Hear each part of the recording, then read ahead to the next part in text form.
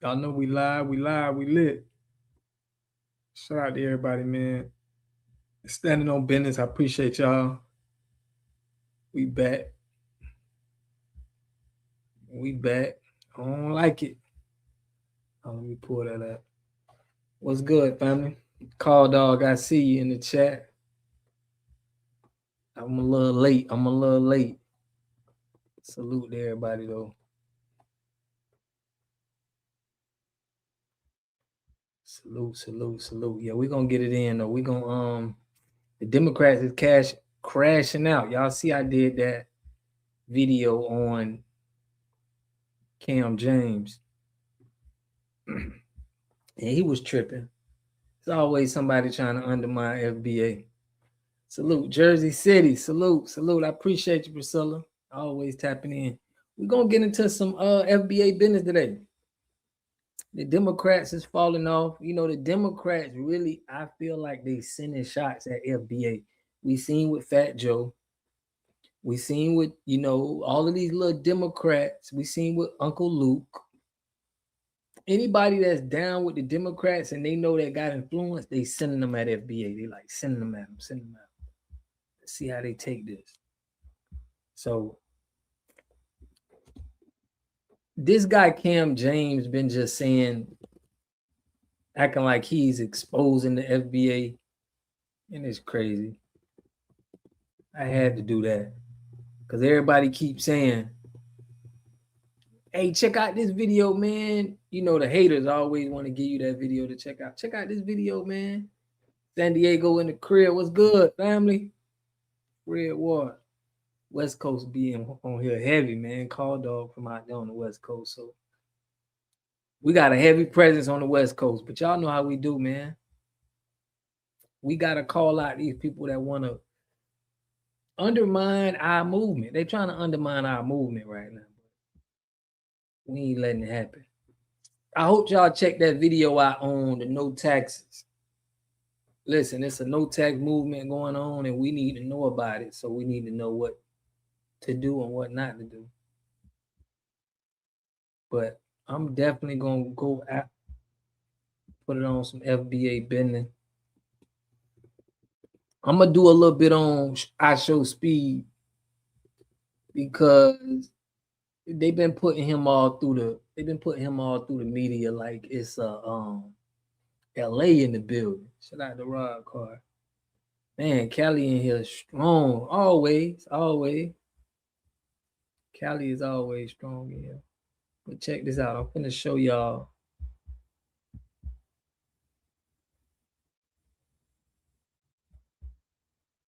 Some foundational black business. Salute everybody in here. But if y'all didn't check out that no taxes, I want y'all to definitely check that out. We'll go over it. But we got a lit one for the night, man. We got a lit one for the night. But I'm gonna go over I Show Speed because I don't like the way I Show Speed has been but first let's get the Bill Clinton. Peace, family. Jersey City. Man, we from the west all the way. We from all the way on the west, all the way to the east coast. So we got everything covered. FBA in the building. Y'all, so check this out. Bill Clinton, right? They said Clinton blocked $1 billion to help Black America. Now, what's crazy is that this dude, and I'm gonna keep referring to him because I did a video by him, and there's a lot of people talking about it right now. Cam James said that they don't undermine Black Americans and give resources to other cultures. And it's like for him to say something like that, it's like, bro, you can't be from America to even say something like that. But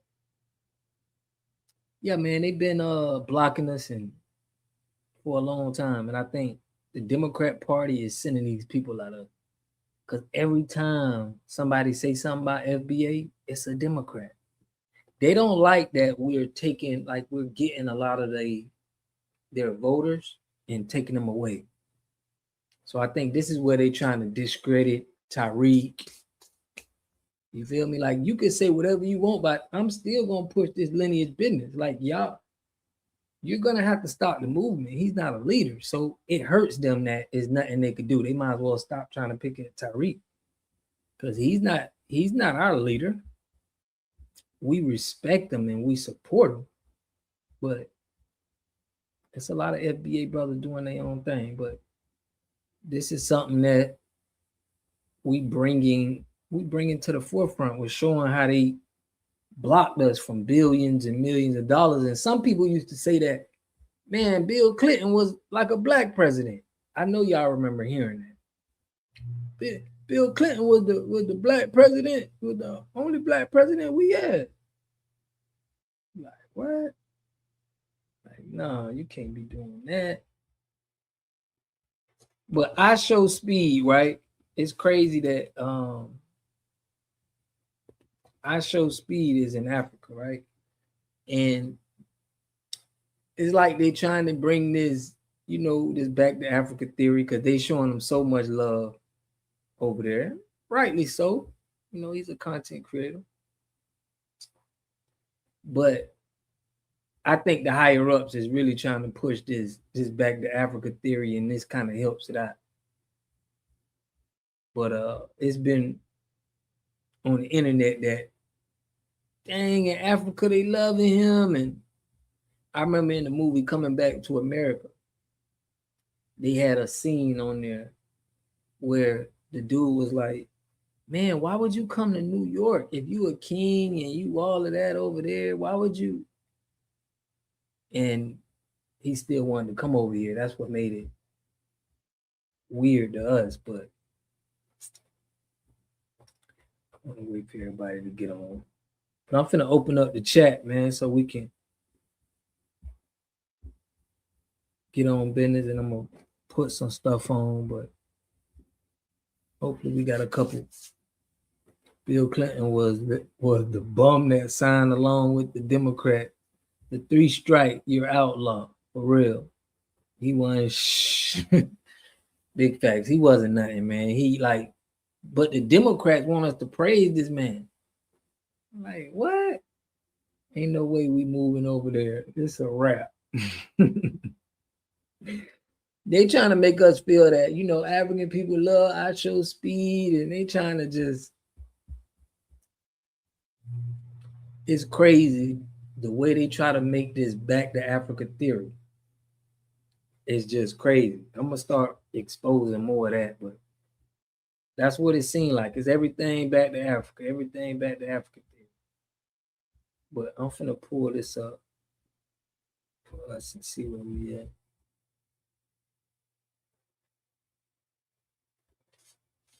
But shout out to, I gotta get my girl Sabby Sab.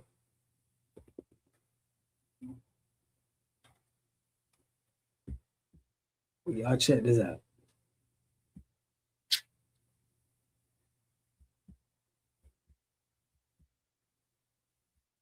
Let me pull this up.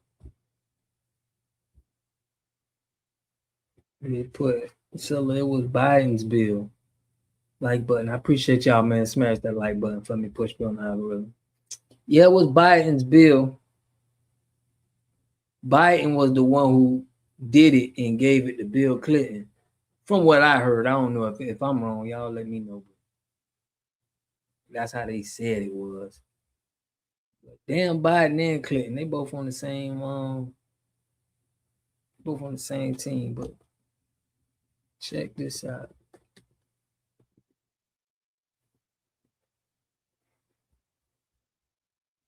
Now, here is where they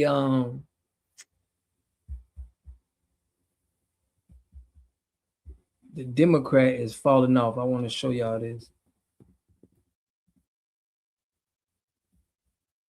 It is falling off.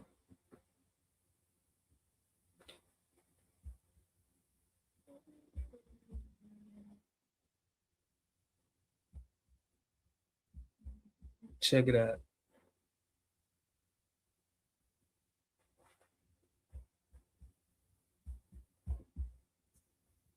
Let me see what y'all in the chat saying. He put go back to nothing. Keep your bush meat. Keep things. Oh man, they can't make us leave. So if people think we'll go for the trick, leave our country. That's why they're trying to show them so much love over there. It's everything. I even seen a book. I seen a book, and it said that an African boy came to America to build an American university. It's so much cap out there, y'all, about them trying to sell this back to Africa theory.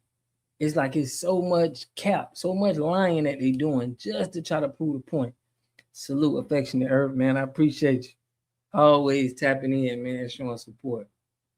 They can't make us leave. Yeah, they can't make us leave, but you know, and I think he a part of it. Like I Show Speed, you know, they probably got him on some kind of deal, just like what's the dude name? I'm gonna have to pull him up. I can't think of his name, but the dude who got the charge, the white man is charging him. Let me pull him up so y'all can understand what I'm talking about. But he's like a Democrat too. They got him on the same. I don't know why I can't think of the dude name. Shout out to everybody calling that boy a tether though. Calling that boy a tether after what he, you know.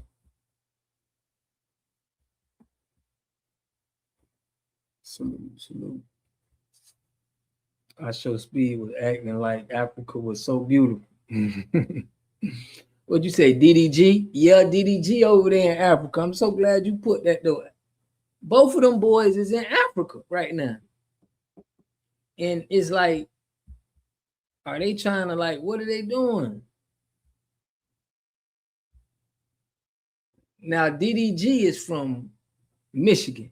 He gonna say that he did his ancestry and he shows that he's a Nigerian. I showed Tether. Yeah, bro, he was acting like. Yeah, I believe Ilhan Omar is making the blog out. She may have to fall. I think that Democratic Party, sometimes they just need to have people fall. Because if they have somebody fall, it keeps the credibility of the Democrat.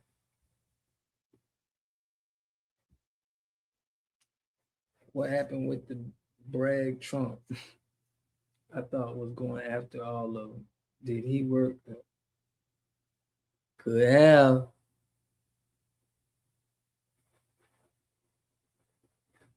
Well, they praise scamming. Yeah, they do praise scamming. But I don't know why he would even position himself for something like that. That's all I'm saying. I'm finna pull up a video of I Show Speed out there. He a cool look, but it's like I ain't like how they been doing this Africa stuff with the check it out, like he doing their tradition. It just seems like the ops is optic to me. But check this out. Let me show y'all what I'm talking about. So in this scene, right, he is actually doing everything that they do. Check this out.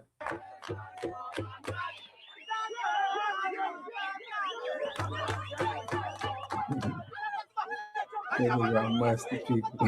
Shout out to her, man.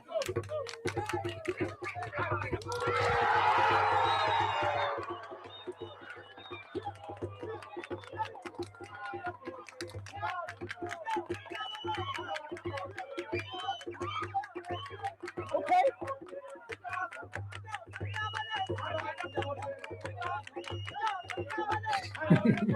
He homesick.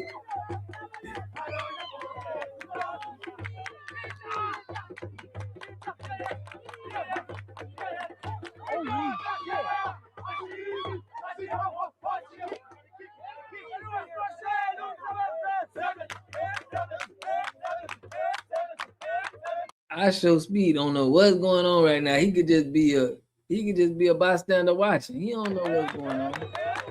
Oh shit!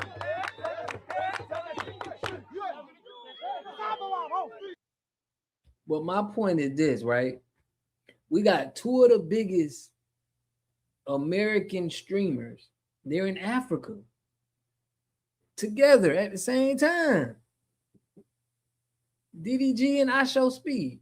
I'm just curious if someone who isn't rich will get welcomed the same way. With all that mustard. Man, that's what I'm saying. Why do they got our top streamers, American streamers over there right now?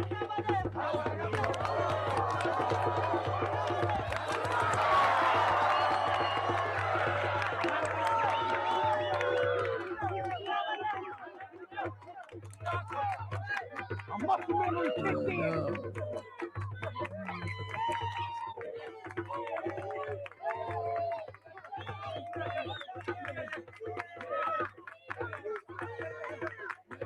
Oh. Oh shit! Oh damn! God, that was tough.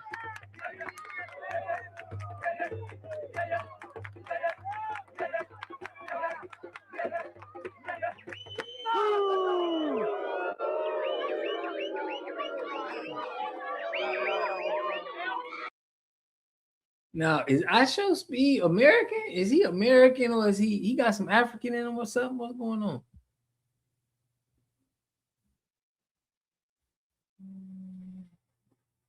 Oh, y'all, I gotta do this real quick. I don't know, but it seemed like to me that I Show Speed may be maybe African, bro. I want y'all to tell me. I'm gonna try to find.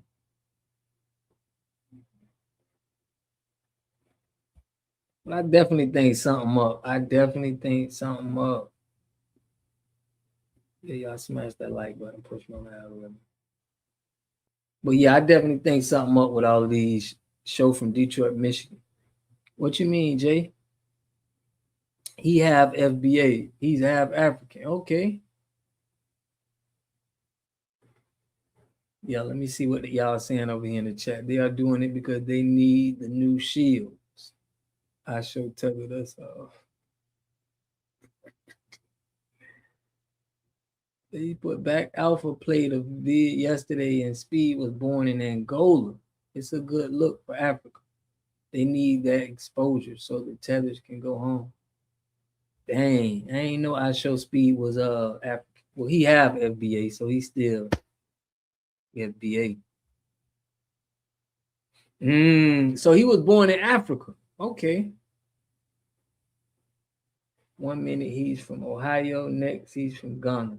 He's just a big liar. To brainwash Black American youth, right? I'm with you on that.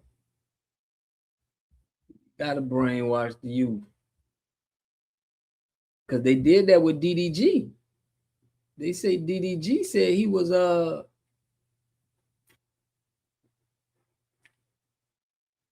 they said DDG was Nigerian.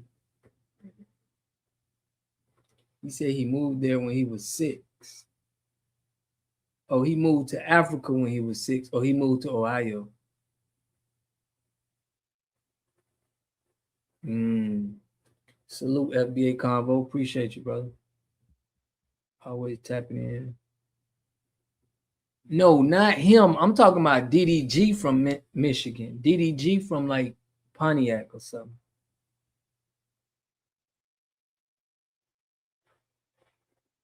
He family born and raised in Detroit. Yeah, they be taking them fake DNA tests, bro. Like them stuff ain't real. Like just like the video I just did, dude talking about he 34% Nigerian, but his family, his mom and dad is both FBA. It's just so crazy. He was born They say he was born in Ohio, but it's a video with him say he was born in Africa but went to Portugal. That's weird. That's weird. Just too much going on. Most Detroiters are still Pan-African. Dang, for real? Man, we gotta let these Pan-Africans go, man.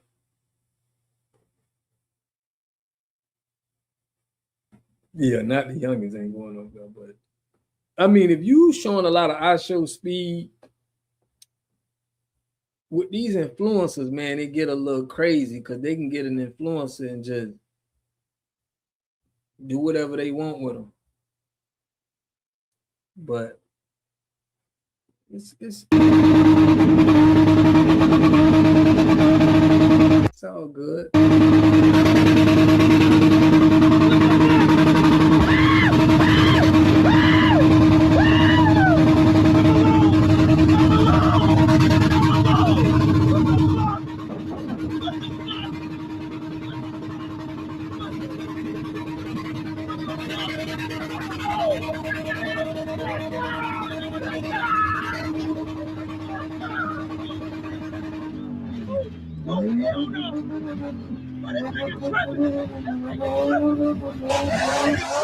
He don't sound like he sound like he coming straight out of the States for real. He don't sound like he from Africa.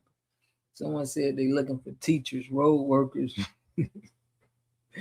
and other stuff that need to be done there. They are giving citizenship to Black Americans. They must be behind, need to gather up these tellers. I wouldn't trust nothing they giving out over there though, for real, for real. Keyword influencer, yeah.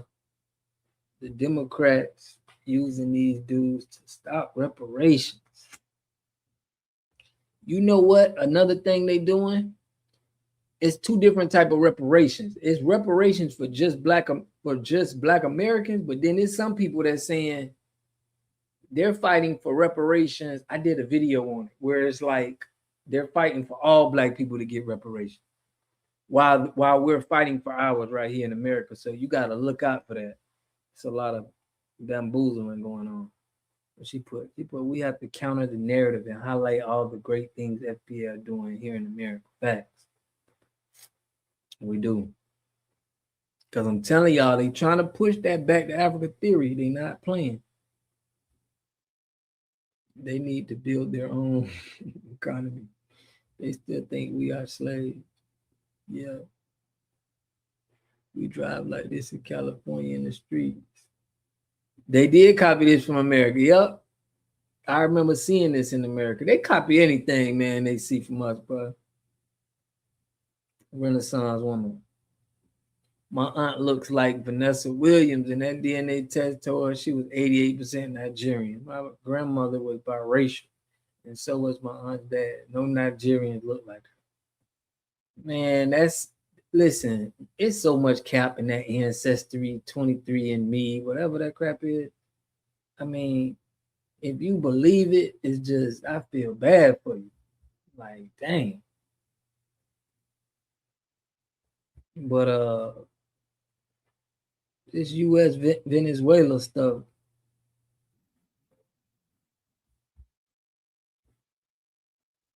Let me get into that. Charles Holman, what's good, man? Codification and unification for lineage-based reparations. Yeah, man. So we gotta watch. It's a lady. She's starting her own political party, which is something I'm trying to get us on for us. But she got her own political party called the Green Party, and she's for reparations, but she's for reparations for everybody black. It's nothing specific, so we gotta look out for that. And I had found that out because I'm just looking at other parties, but yeah, man, we got to look out how they say reparations, because some people will be just saying it because they know it won't happen, and they'll think we on their side because they talking about, oh yeah, I want reparations for foundational Black Americans. Now look at DDG in Africa. They there at the same time. That's what's crazy to me.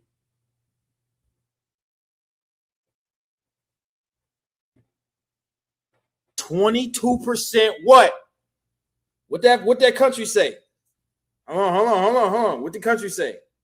22% what? I want an apology. I want a nationwide apology, nigga. I'm one of y'all people, nigga. I'm one of y'all people. Nigga, it's right here. Y'all saying this. Now y'all don't want to accept me. Y'all don't want to accept I'm Nigerian. Cool, bro. I'm one of y'all people, bro. That's why I fuck with African music so much. I knew it was something, nigga. Now look, if you don't think he was paid, I'm gonna just keep it real with y'all. This sound like he was paid to say this, bro. This sound like, he's an influencer. So I don't know, man. Sound like a cosplayer. For real, man. This don't sound right. It just sound like he trying to be a part of something that everybody else trying to be a part of FBA. Why would you be? What dude is doing that? Like, who? They already gave us the African American term. We already got the African term in us. You don't got to prove nothing. They're pushing this narrative on you. So for him doing all of this, it makes me think this may be disingenuous. This may be a paid influence. And my point is, because him and Show Speed is in Africa at the same time, and this narrative that they pushing. So it's like, I'm not the sharpest tool in the toolbox now. All skin folks and kinfolk.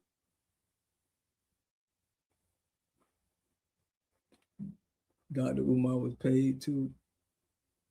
Bro, trying to get the young folks. I'm telling y'all, this is from what by him just doing this, it just shows me it's deeper than this.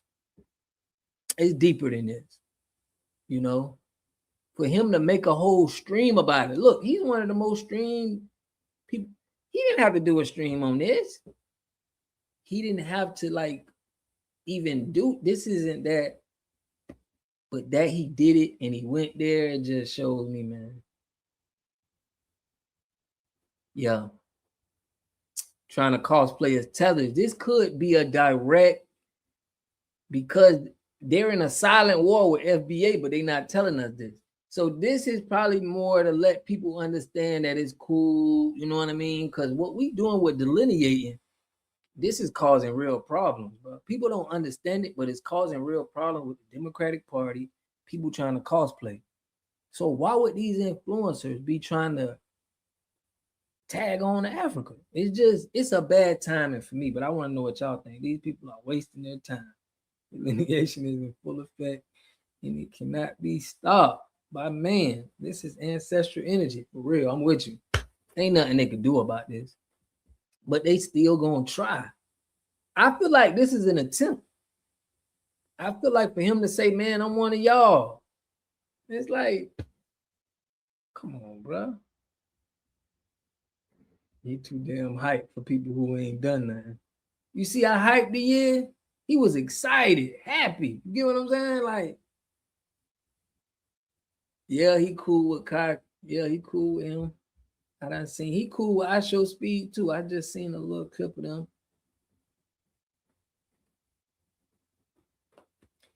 That's the thing, bro. They follow anybody with money. As long as you got a bag, the youngins gonna follow you, bro. So they're gonna play on that. They're gonna play on that with us for sure. We know that. But I just can't believe he just did that like that. I don't think this is genuine. It's just me, but You gotta go South America or Africa.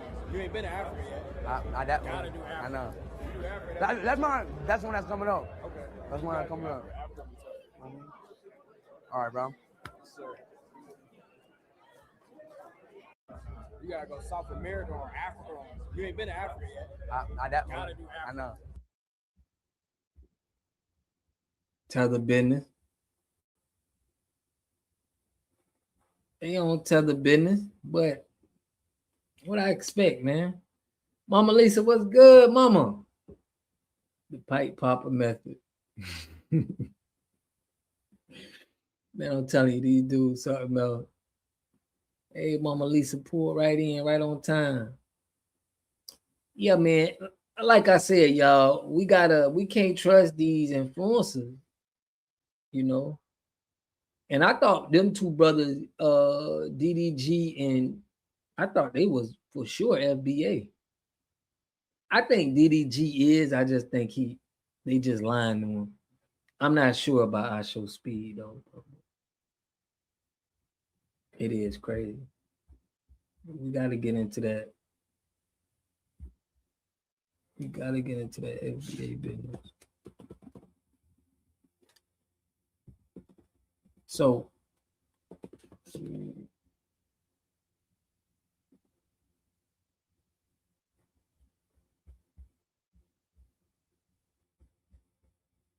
now the one thing I forgot about that video I did, I Show Speed as an immigrant. Okay.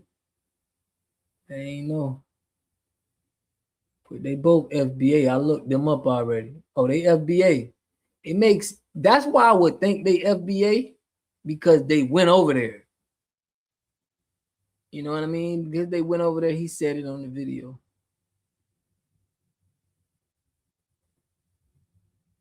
But he was born in America.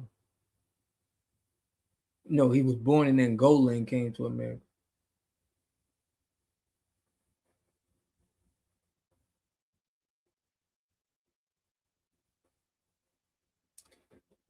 So y'all see, we got,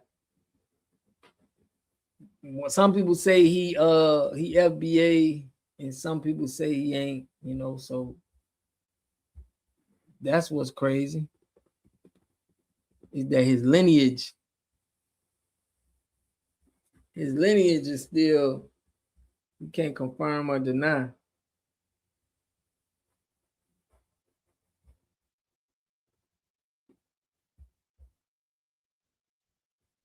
Now I'm gonna show y'all though. Check this out.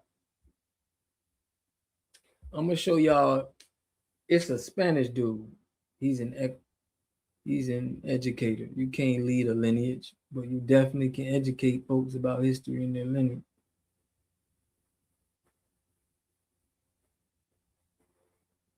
Shout out to Black Alpha, man. That's my dog. Him, introvert. Them boys be holding me down.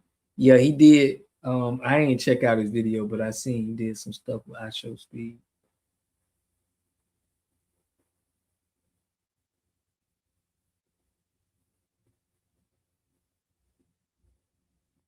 He came out his mouth, right?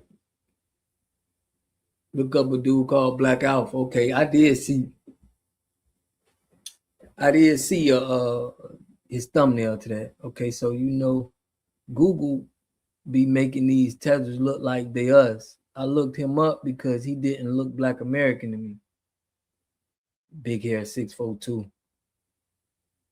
Funny thing is, African trying to get over here, and them folks trying to get whites over here. Yeah. But Black Alpha showed a clip of I Show Speed saying he was born in Angola, moved to Portugal when he was 2, and moved to the UD when he was 6. Okay. So he was born in, he was born in Angola. That's why he was flipping like them people. Google is lying. Google is lying.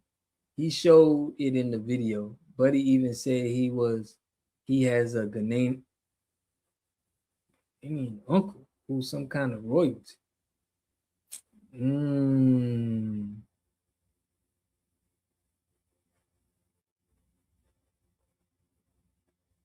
Yeah, it do seem a little weird to me. What kind of FBA is that? Yeah, we live, King. We live. Why, man? If y'all want to call in, let me put that thing in so y'all can call in, bro. Everything. Yeah, we live, man. We live. Moved to the U.S. when he was 6. So you mean to tell me they saying my eyes knew he was African. Yeah, we lit, man. We lit. But appreciate you, Mama Lisa. Okay, Mama Lisa always come through, boy, looking out for us. Son. We're the ones who they attacked during the election, them and the black woman. What election?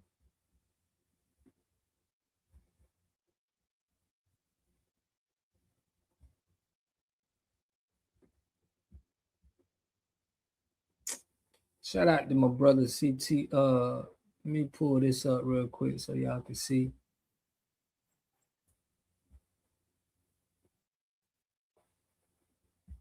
Cause I'm gonna show y'all it's something in Florida right now where we got the president. It's something in Florida right now where we got it's a dude about to be fired for talking about Foundation of Black Americans. But I'm gonna pull this right after I pull this video up so y'all can see it. We gotta stand on business tonight. We standing on because business. I was talking to Mexican. I said, why y'all don't like black people? He said, black people, we're quick to turn on each other. He said, when a Mexican come in, like we in jail, and he showed me. He said, let's sit right here and watch. So they bring new people in. He said, watch this. When a Mexican come in, other Mexicans run to the door, help him with his bag. When a white guy come in, white people go out there, help him out, get him situated. When a black person come in, all the black people sit back and say, that nigga might be a snitch. Or he might be touching kids. We criticize you before you come through the door. And he said, that's why I don't deal with black people. Man, listen, bro. These foreigners, they be really running game on my people, man. They be really running game on us, man, as a people. Let me let my people in on a little secret, man, real quick, 2-3 minutes. This is the realest video you're going to see on Instagram today. The reason why most Mexicans don't fuck with black people is because they're anti-black. Because they're anti-black. Let me hit the Umar Johnson one more time. I got to say it 3 times. Because they're anti-black.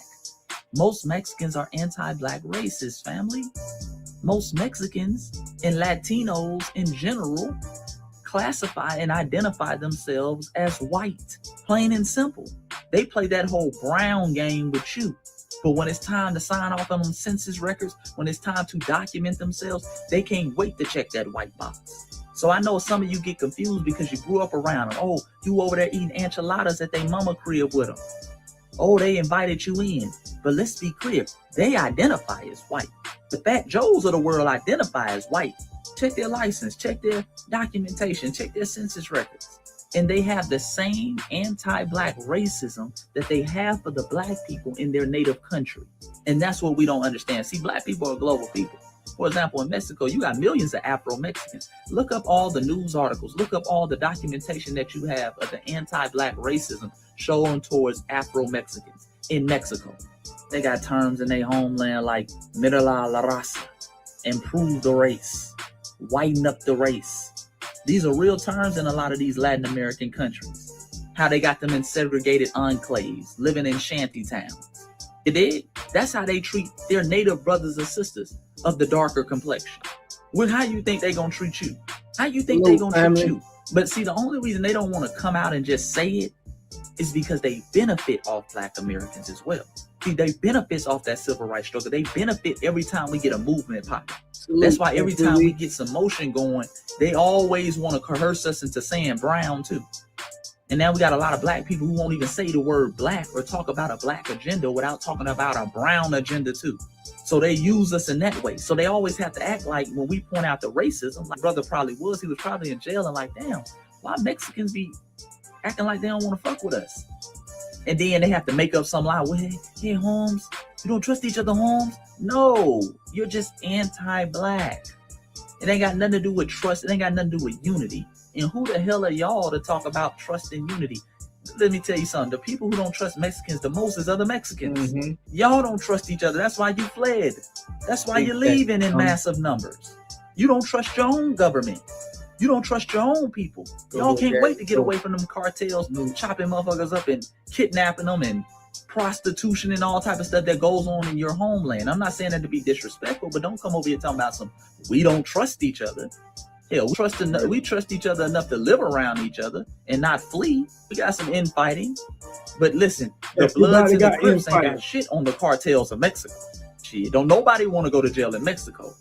Boy, they'll stick all type of burritos up your ass. So let's be clear, man. This whole thing of lack of trust, this ain't got nothing to do. This is just old-fashioned anti-black racism. Big facts, and I'm gonna show y'all how they do it. It's all a game that's ran for political and economic benefits by using our moral legitimacy. It is, man. This is what they do. Like, this is how, and just like I'm gonna tell y'all, right? Look what this public Clay County School Board, right? Look what this guy did. I have had 80% more negative experience with the African American community in this country than with white people. That being said, doesn't mean I haven't had good experiences with African American people. I have met a lot of great African American people, and I still friends with them because they're good, decent people. But that's the 20% of the people I have met, the African Americans. The other 80%, they're being nasty, they're being rude, they're being problematic, you know, always trying to fight, always disrespecting. So why would I want to be around people like that? No. So I understand where Nick Fuentes is coming from. Also, so think about it, he just said he understand where Nick Fuentes comments come from. He just you just listening to people. You come to America and you listening to whoever is anti-black, and you just follow about what Nick Fuentes says, that everybody has a little bit of racism on them. I agree. You see? And they could say this stuff out loud, being a school board member, knowing this stuff ain't true, bro. Lots of Spanish people are racist as hell. Cassandra, what's good, family? It's crazy that they, you know what I mean? It is what it is, though. We ain't but he tried to backtrack, and I'm gonna play what y'all did, because there's a lot of black churches and stuff is showing up, but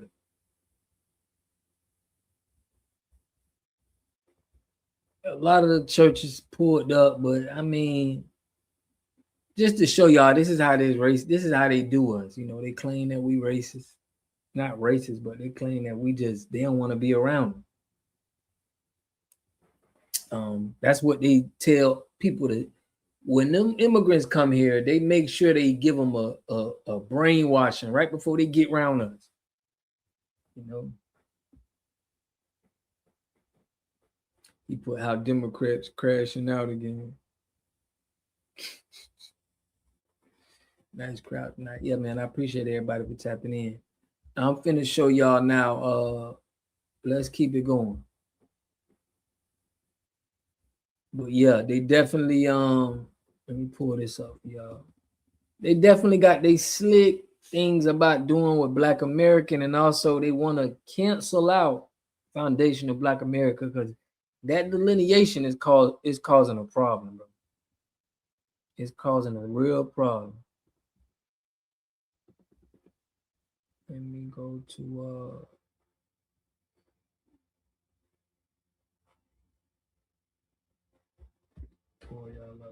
but yeah, man, I appreciate everybody for tapping in. Salute. Breezy Omega. All those migrants in the FBA community. Big fact, they dump them in our community, bro. That's what they do, man. You know, they dump people in our community and make us deal with it. And then they're gonna promote them to all kind of Congress political positions. I guarantee you right now, we got more immigrants in politics than we got FBA. And I guarantee you, if you count the FBA that's in the boule, that's the same thing. That's like them, you know, they're being controlled. But I guarantee you, we got more immigrants, first generation, whatever, in office than we do got Foundation Black America. For real. I'm gonna hit y'all. I'm gonna start pushing that. I'm gonna start pushing that petition more, because I'm tired. This dude, that Spanish dude, shouldn't even be in our school board meetings. Like, if you a first generation immigrant, you should just be working here. You can't be in the politics and how you handle it. That's just crazy to me. We don't want no, like, you didn't grow up in this country. So like anything you say is probably gonna be off code and off point. But that's just my opinion, bro. I don't want none of them in no kind of positions. You could work, you could build houses and stuff, you know, but you can't do the jobs. You can't do the jobs here that we don't want you. We don't want you in my opinion. Obama and Kamala Westmore, Brandon Johnson.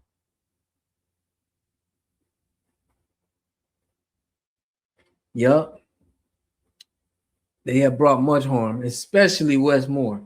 Brandon Johnson. I thought they said Brandon Johnson was FBA. I'm not sure. But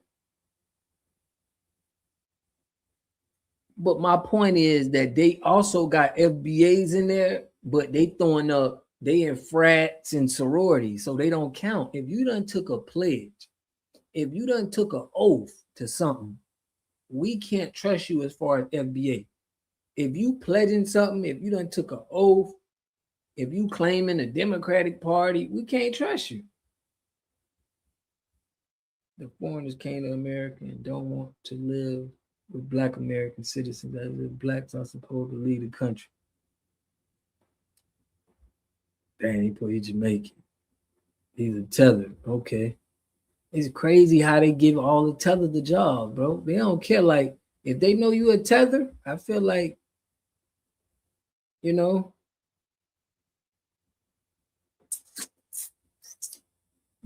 But this is what the Democrat Party, this is actual FBAs that are literally tearing up the internet with nothing but division, nothing but chaos, and nothing but just bad arguments and nothing that's going to help us build a damn thing, right? Us as Black people, we need to understand not to fall into the FBA trap, because as much as I want to identify with my heritage, my lineage, and everything that I've come from, it seems that every single time I seem to get within my own group, right, they breaking everything down to your direct ethnicity and genealogy, so much so that damn right. We want to know where you from. This is what the blue is doing. Y'all, the Democrats right now is trying to get people to promote to really damage the character of people that's pushing FBA. That's the goal that they pushing, is get people online. Think about it. You ain't never hear nobody talk about when everybody was calling us African American. I didn't hear people trying to go out their way and trying to make sure I ain't gonna be called that. Talking about we ain't doing nothing, bro. We trying to get reparations. We trying to stop the Black Caucus from using our funds to fund out other countries. Bro, this is real. To get online and to say stuff like this by FBA is just, I feel bad for them people, bro. But I know that you probably getting paid or something. Y'all check this out. Article on. All right, family. So check this out. This is an article on. This is an article on the Africa Report, and this is what it's labeled as. It's labeled as the Diaspora Initiative looks to tap into the $1.7 trillion African American purse. Let's get into this, because off the top, that sounds crazy. So let's dive in, right? African American buying power could reach 1.7 trillion by 2030. Projects the McKinsey Institute for Black Economic Mobility, but only a tiny fraction of it is currently ending up in Africa. So the first two sentences is telling you that their initiative is to tap in to the foundational Black American spending power, and currently it's about $1 trillion, and it's projected to be 1.7 trillion by Delineation. 2030, and the Africans want some. So with the African Union and Joe Biden's administration both promoting the diaspora as a key potential source of funding for the continent. That's crazy. I told y'all about these Democrats. I'm gonna read that again. Joe Biden administration and the African Union are both promoting the diaspora as a key potential source of funding for the continent. It's over. We're not supporting Essence. I'm not supporting nothing. I'm not buying nothing, because Black people already know what immigrants come here to do, right? We know that all immigrants come here to drain us of all our resources. And this is crazy that our African brothers and sisters are targeting us. A few dozen investors and US government officials attended the lunch at the South African Embassy in Washington, D.C. The half day event was a precursor to a 3-day summit focused on the 16-member Southern African Development Community, scheduled to take place from March 6th to March 8th in Washington. This is an opportunity for us to take the diaspora's wealth and redirect it to include the continent. Africa, you canceled. Hey, we're gonna have to cancel. Listen, when it comes to our resources, self-preservation is key.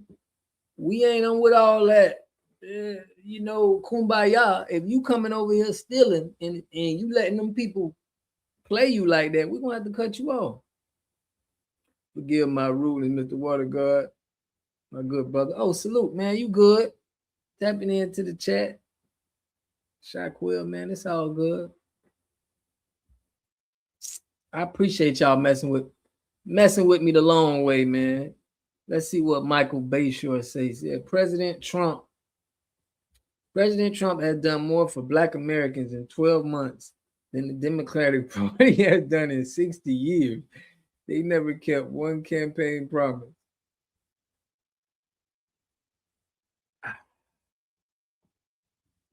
I mean, the Democrats ain't do nothing for us, but he did do the immigration policy, but that's the only thing I can see what Trump did, but that was for everybody. That's for Americans too. It wasn't like specifically for us, but I see where you coming from with that one though, Michael Bayshore. Salute, man.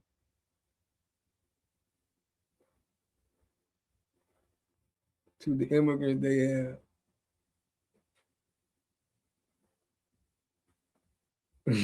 Name something Trump did for blacks. Man, you know that. You know what we came.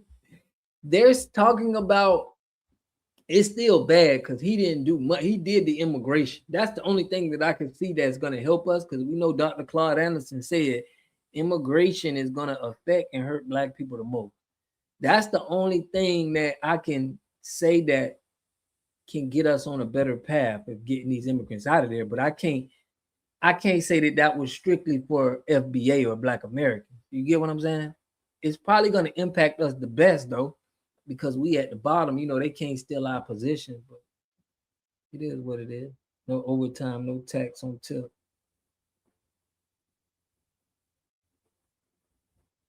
Yeah, it's helping us, but it's not like, I won't go out to say like, man, this is just, you doing it for Black people. That's just pushing it a little too far. I gave money to the HB. Trump signed an executive order that permits school choice for inner city children. Okay, I ain't know that. I don't appreciate Trump looking out for Ukrainians getting reparations before FBAs. They better get it from Russia. I'm a track. I see you. I'm listen, I'm with you on that. It's gonna come down to that money. I need to know what are you doing for,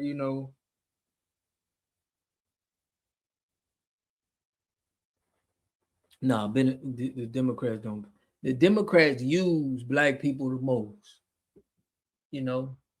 It's hard. Trump, the Republican side, they have they love, Black conservatives, but they don't do that. Salute, Libra. I appreciate you. You always be supporting me, man. Love you too, for real. Cut the damn check. That's what I'm saying. Cut our check. Listen, if Trump would have paid reparations, bro, even if he would have did it in payments, I would have said he was the greatest. I would have said, bro, he did more for Black people than anybody else. But school of choice, immigration, it's a salute. I mean, you're doing something, and I can't expect him to do nothing for us too. I ain't expecting him to be real. I am an Army vet. He look out for veterans, all veterans. You ain't never lied.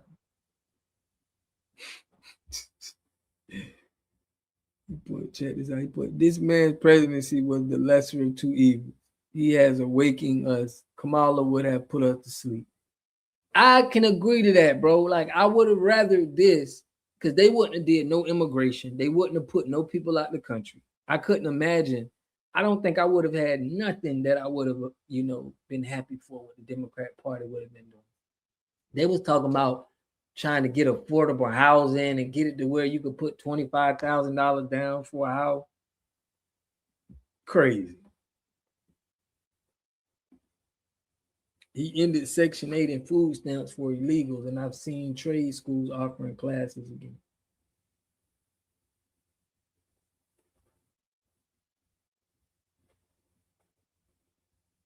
Yeah, still have a lot of work to do. And like you say, man, I appreciate the stuff with the immigrants. I ain't gonna lie, because this is what Dr. Claude Anderson told us is the most important thing.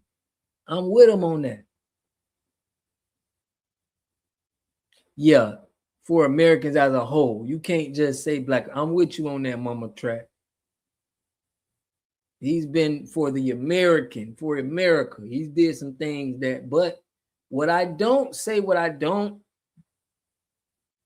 didn't like about Trump is he's still with foreign aid to certain countries. And I ain't gonna say that country on here because they be tripping. But that's the only thing I was like, hey, man, if Trump would have got that right, I would have seen what he was doing and I would have been like, you know what? But you keep sending all our money away to these countries, bro. I ain't with that. I can't agree with that. We don't need to give no country no money right now. We're in debt. Can you imagine your bank account is in negative and you out here giving people money? Like, you in debt. You don't have the money, but you finding a way to get money and give people money. That never happens, bro. But this is what's happening in America. We got 3 years left. First year was the awakening of delineation. Yeah, for real.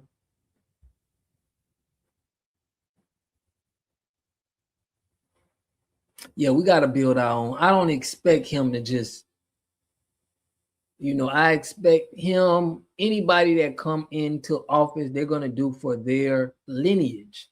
This is why we want to check lineage so much. We want to know you, because it don't make no sense. Like, unless you just sold your lineage out. But if you got the right lineage, you're going to want to make sure you put your people in position. You seen what that lady Ilhan Omar did over there in Minnesota. She came up and went straight to the lineage. She putting the lineage on. This is what people are going to do. So this is why we as FBAs, we want to check your background. We want to see your paperwork. Where your people from? What's your ideology? That's what's going to let us know that you're going to put us in position, bro. The evil face of politics, for real. The evil face of politics. That's what they do. Let's watch it a little more. So many foreigners will come to this country and look down on Black Americans like we're like the scumbags of the earth and like turn their noses up at us and be racist towards us. And then all of a sudden, when they feel like they're in some type of debacle or they need some type of help, now they're looking at us like, oh, we're supposed to be standing in solidarity. We're all POCs. It's like, well, first of all, more importantly, there is no country that you can go to on this earth where you don't have to have some type of visa or there's not some type of immigration law. So if you're in a country, any country illegally, then at some point you're probably going to get caught and you're probably going to be deported. So why wouldn't America be any different? And exactly. But another thing about that, yes, because the only reason why them Somalians is over there in Minnesota is because I did a video on it and explained that they had a refugee, FBA put that into some kind of act, and they used that to come to Minnesota. But they signed that act as Black Americans, and they helped refugees from people from other countries. And y'all come from these countries and y'all disrespect them. They supposed to look out for them people in Minnesota who put them on to be able to come here. They could print out our money like they do when giving money to other countries. Yes, resume is what we should check before voting for so-called black politicians. Oh yeah, man. We can't take this, I'm black, you know, all of that no more. Shout out to the tellers are musty. She put, I don't know what for with they musty cells. I feel good every time I turn my faucet on and every time I flush my toilet, so they need to stop acting like they better than that. Bro, we got to make sure our people not the boule, because that's going to be our first sellouts, bro. And that's where they're going to be at. Fraternities and sororities. If you look up all of our politicians that's FBA, every one of them done took an oath. Every one of them done pledged, bro. We don't have no FBAs. I ain't going to say none. But what I'm telling you is these people done pledged. Byron Donald. I heard Byron Donald is not boule, but he's an immigrant. You know what I'm saying? Officer Tatum is not boule, but they on the right side. Like the right side, I don't think they have no boule members. Shout out to Mama Track. I appreciate you. More like you. Nothing but the truth about us. FBA is our home, the U.S. God bless you, Mama Track. Always coming through. Byron Donald. Yeah, Byron Donald is not.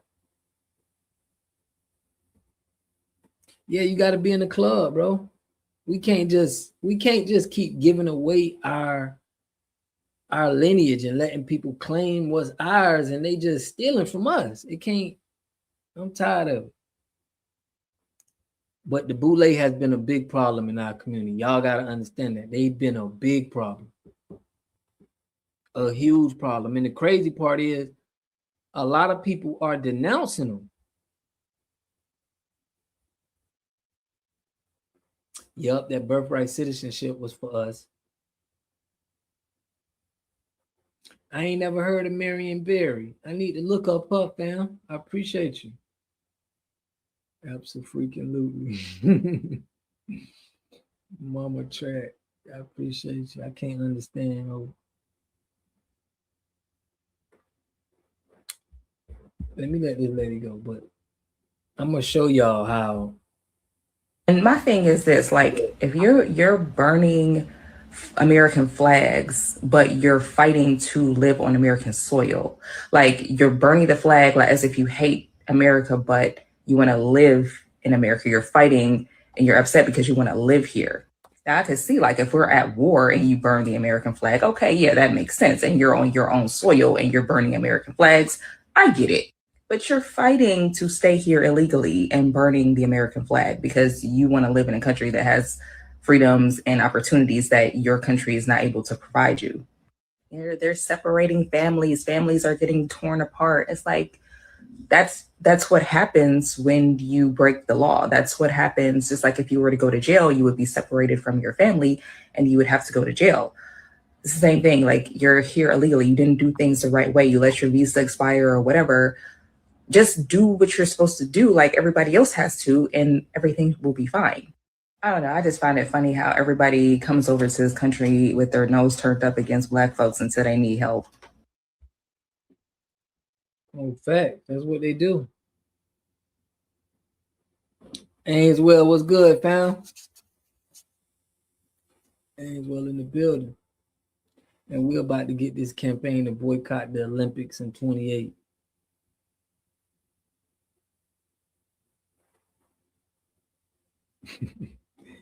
What this dude, DJ Danny Cosmo, to my F Ice. Bro, what you is, Spanish?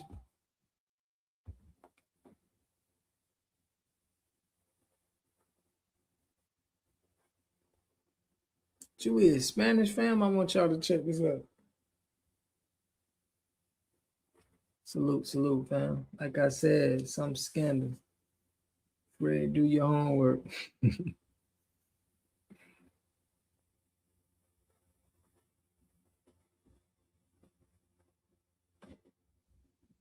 Corey Green, what's good, family? The code is the point. The point is the code. B1 cash reparations for FBA. Salute, salute, salute, salute. I want to show y'all this, brother. We ain't go dig too much, but we're gonna break down. This the same dude, right?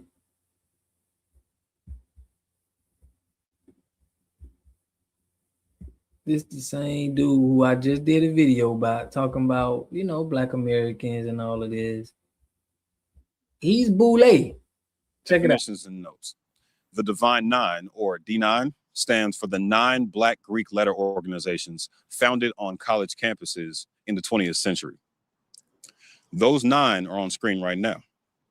They're also referred to as NPHC organizations, which stands for the National Pan-Hellenic Council. 5 of them were founded at HBCUs, with 4 of those all being Howard University. But the first one was founded at Cornell University as a solidarity group for 7 Black students. Regardless of location, these organizations were created to serve their communities and help keep their members safe from the oppressive academic atmosphere that surrounded them. I'll only be presenting one story of abuse for every member organization in the NPHC, but know that many of them have murdered multiple people, sometimes simultaneously. One of them has critically injured or killed people into the double digits since their founding. Regardless. So do y'all hear what this goofy is saying? He's saying that he joined a group. Hey, he's saying he joined the group and they done murdered people. They done took people out. Yeah, he hate Tyreek because he's paid to hate Tyreek, bro. He's paid by the Democrat Party to hate Tyreek. Dang, MLK was one also. Watch how he break down, bro, what they did to him. So the death toll assigned to each logo, all of them have hundreds of serious injuries to account for at the very least. Kristen High, 22 years old, and Kenitha Saphir, 24 years old, drowned September 9th, 2002 at Dockweiler State Beach near Playa del Rey in California. Y'all, they killing FBAs joining this group. FBAs die, like, I mean, it's been crazy, but a lot of Black people have died just trying to join these fraternities. While participating in a pledging ritual allegedly conducted by unsanctioned members of an unidentified chapter of Alpha Kappa Alpha Sorority Incorporated. The sorority's chapter at Cal State LA had been suspended for hazing at the time, apparently. Both women were students at Cal State in LA.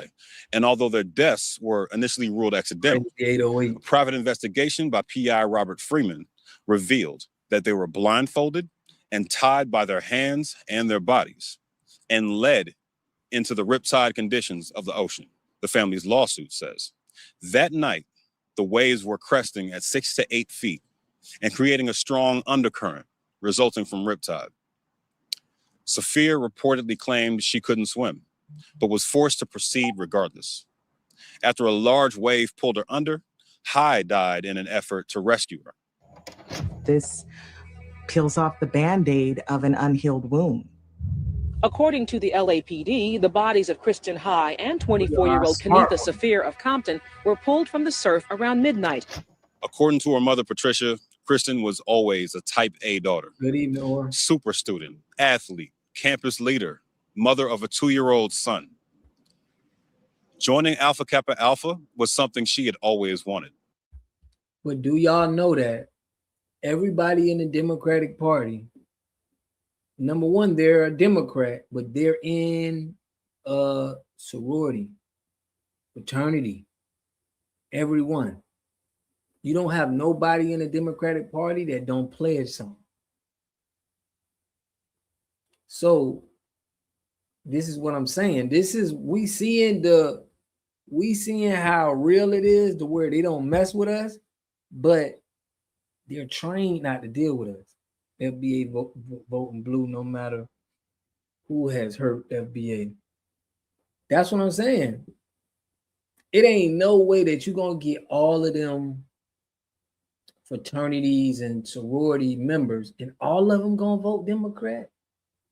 Nobody gonna want to be an independent. Nobody gonna want to be like, you know what the Black Panther Party did was probably the best thing for Black people. We need to set up something like that. All of these people that done went in the Democrat Party, they never said that. You put y'all cannot tell he's lying. He would be in Carmen's shoes. We're still gonna talk down. Oh, you lousy bootleg stock capping. Pledge to our people. Right, bro. I'm with you, bro. Pledge to our people. Right. Like, why would you want to take an oath for Greek? That's what I'm saying, bro. Like, why would you want to do that?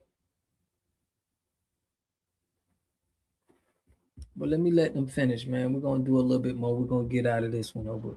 When two young women brought Kristen's car home, Patricia said Kristen's pledge journal was missing and numbers had been deleted from her cell phone. Kenitha's college sweetheart and husband of about 1.5 years shared this photo of her diary next to a pic of her in the car. In this note, she confirms that pursuing AKA membership was a dream of hers. This was the most recent deadly incident we know of in Alpha Kappa Alpha. Witnesses say they wore matching black sweatsuits, socks, and tennis shoes. This is exactly what we wore every night when I pledged Alpha. I'm getting ahead of myself, though. Let's talk about what made me join in the first place. This is how they get you, y'all. So I enrolled in this pre-college program at Georgia Tech called Challenge. Yeah. It had us rooming with about 30 to 40 other minority students the summer before our freshman year. So when the year started, we were really well situated and prepared to succeed. Man, I love y'all so much, bro. Y'all be putting the stuff and be saying the stuff that really needs to be said. Shout out, Mr. G. You put let's create an FBA fraternity. Yeah, but we just not giving people no trauma. See, when they bring these people into these fraternities, sororities, it's just like a gang. See, when I went to HBCU, I went to Bethune-Cookman. And when I first jumped on campus, somebody was telling us, they was like, yeah, man, you know, you can't pledge until you're a sophomore. People were saying that, but me coming from my background, I didn't never want to be in no gang or be around dudes anyway. So I was already like, I would never do it. But what I'm saying is they're recruiting some people. Damn near all Greek history is homosexual, for real. They be recruiting people. No, I didn't graduate, man. I dropped that first year. But yeah, I should have, man. But it was so, I mean, it was hood to me. The college was, you know, everybody was there. It wasn't really the black college that I went to. I had a great time, but it was like a lot of people wasn't really on school. It was kind of like people was pushing them to go to school and they just wanted to do something. But a lot of our students, and they just accepted people to a lot of black colleges because they're expensive, more expensive than, you know, if you go to a white college. I actually stayed with one of my eventual chapter brothers my very first time visiting the campus, Salute, which was a coincidence, but ended up being an influential factor. The D9 was not something I was aware of since I was a military kid with no members in my family. At least that's what I thought. Turns out my aunt pledged Delta, but she never talked about it. I was an avid basketball player and regularly ran pickup games at the campus rec center. It just so happens that most of the people I ended up making friends with in those games were members of either Kappa Alpha Psi or Alpha Phi Alpha. One of the Kappas pulled me to the side and discreetly invited me to an interest meeting. And I was going to go.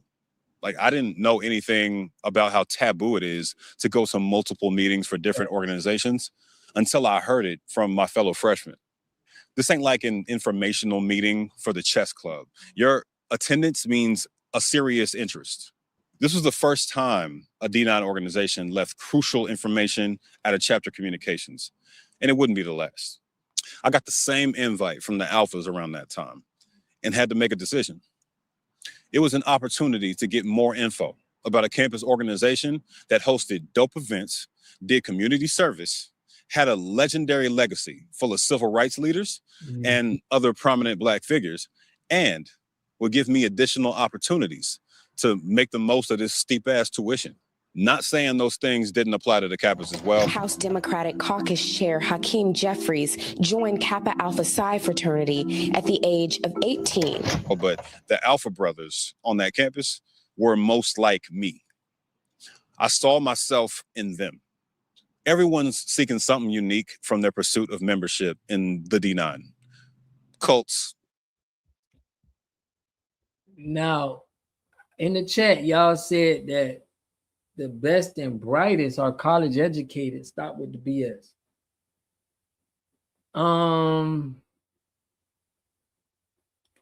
I gotta disagree with that, family. I mean, because you could be college educated, but they can also plant people. So I don't think people want to get the best. So if you great, everybody's gonna want you on their team no matter what. But we got a history of being great. Our lineage has a history of being great. So it's like it could be a trap too. I can't just say just because you go to college and you educated. I think they use that as a tool to put people in position for them, in my opinion. I don't just think just because you go to college and graduate, you're going to be doing and known as one of the smartest people that's doing things out here. I don't believe that. Watch education mostly. Not true. The richest is not the most educated. Exactly. The richest people is not the most educated.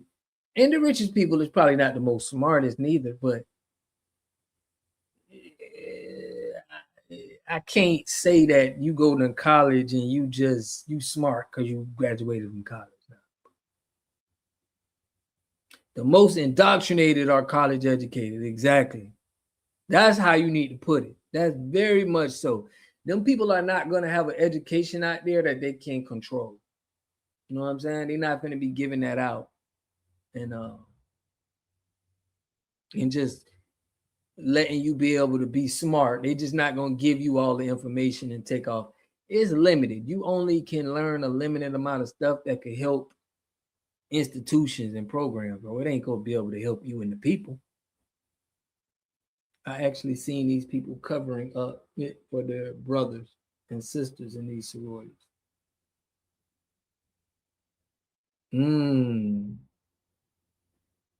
He put, what rich person is not educated? Well, they got that from Henry Ford. So Henry Ford dropped out of college. He dropped out of like the 6th or 7th grade or something. And he was able to. It's a lot of smart people, bro, that dropped out of elementary school. And they was able to put time in it. It's all about how much time you put into something, bro. Like if you studying something and you 9 years old and you studying it every day, like you can be great. It's just school is not the end all be all, bro. You could be book smart, but you can't have no real. You ever seen people like that, bro? Like they book smart, but they still, it's like they missing something. They smart as shit as far as educated school-wise, but it's like they missing that common sense. Or some people born with it. You're right. But that's kind of like the Caucasian, the white man kind of was saying that he judged people's education off of his system. So to black people, all black people ain't, smart to certain lineages. They missing common sense. No damn common sense. Book smart though.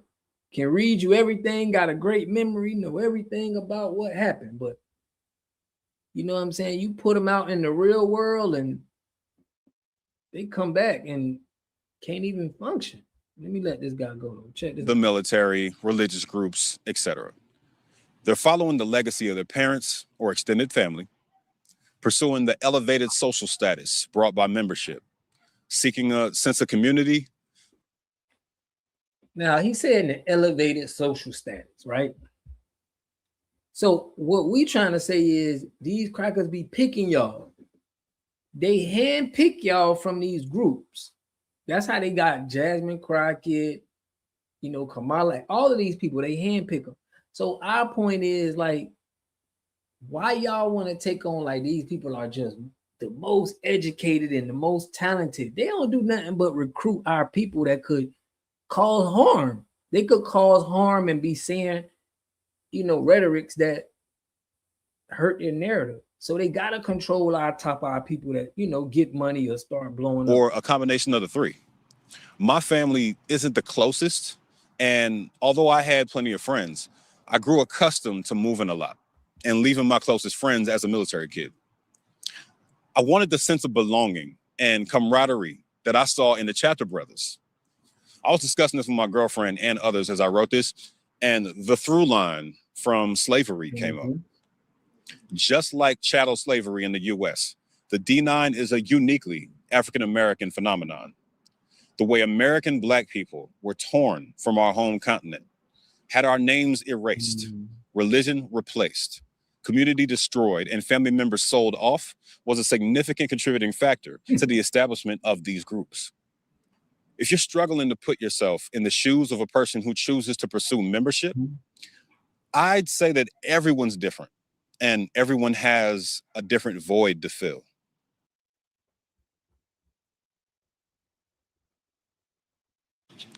There's a lot of people watching this who made it to one of these, but didn't go any further. To keep it short, interest meetings happen in some room on or off campus with one or more members of the chapter.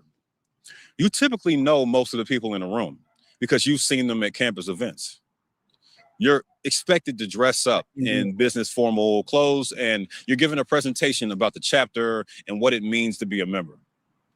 This is followed by the steps you need to take to officially indicate interest in chapter membership. My first interest meeting was pretty short and had way more people in it than the second one. I later realized that the first meeting was so crowded because whoever's currently pledging has to attend one of these in order. Now, I'm gonna just bring y'all my experience. Like, I can't knock nobody else, right? But when I went to college and I went to the HBCU, soon as when somebody told me about when I seen the groups, I automatically knew I don't want nothing to do with them lame ass dudes. This is just what came to me personally. They just dancing around and, you know what I'm saying? It was just, to me, it just wasn't my cup of tea. And I was actually making fun of these dudes, but it was some people that wanted to join. But I always felt like if you seen these dudes and this was something that you wanted to join, it's the same thing as if you would have seen the Bloods and the Crips and you would have seen them and you'd have been like, dang, I want to join. I want to get into it. But think about what that does to our Black men. Think about what we got to like. You got to be a strong Black man and be covered by the ancestors to go through all of these stages in your life and to be like, no, I ain't joining in that. No, I ain't getting in that. Because they be setting these traps for us. And I think all of this is a trap. Even that, it's a trap. Because I know for a fact I wasn't joining. But it's some people that this kind of stuff interests them. And it's just weird to me, but the influence is real. Join the fraternity on the national level. Some of us have literally never seen these people at the time. And sometimes that line gets dropped by the time you attend your next interest meeting. So they're just gone. The only people at my second interest meeting were the 4 19-year-olds who ended up becoming my line brothers, and another person that ended up deciding not to proceed before we became a line officially. All 4 that ended up being on the line were already friends of mine. At this stage. Now, let me tell you, because he's going to explain that community service stuff too now. Yeah, they teach Pan-Africanism. But they do the community service because they want to they want you to have a good name in the community. Like that's how your influence is built. You get what I'm saying? Like, if you got a name in the community, like it's gonna better up their fraternities, their sororities, because you got a good name in the community. You done did all them community service hours work. Everything is to pimp the people, bro. I'm a nerd, not need at all. Why would you be calling yourself something that Greek? That's something that's Greek. You know, they call themselves Greek blacks. That's disrespectful to your ancestors, bro. Very disrespectful. I essentially committed to becoming an alpha without being informed that we would be subjected to physical abuse. This is the second time information was withheld from us. On February 15th, 1994, Michael Davis and 4 other individuals were being initiated as brothers to the Southeast Missouri State Chapter of Kappa Alpha Psi Fraternity Incorporated. Davis and the other young men were slapped on their necks and backs, caned on their buttocks and feet, and beaten with heavy. Beaten, y'all hear that? But yeah, trap for the best and the brightest. Because one thing that I understood, the best and the brightest don't got street smarts. They're not. You can rob them. You can, you know, they don't have it. They can't pick out something that's, you know, because they've been so much in the books and been focused on being educated. So they don't even have like, they don't have no senses. They can't tell when, you know, stuff ain't right. I gotta question this. It's just like they just follow what everybody need them to do. And it is a trap for the best, bro, but they getting them every year. Every year we got our book smart people going in, and a lot of people are not going in right now. Michael Davis was the neighbor I was talking about. I was a kid and had a crush on him. He lived right around the corner from me. Michael Davis, do honestly think that represents most of Black people in college? No, bro. It's some Black people in college that's not going. I'm telling you. Especially them Black ones, bro. Like, when I went, it was a lot of people that they ain't on that. They're not gonna do it. It's some people that is gonna do it, but I just feel like it's the common sense.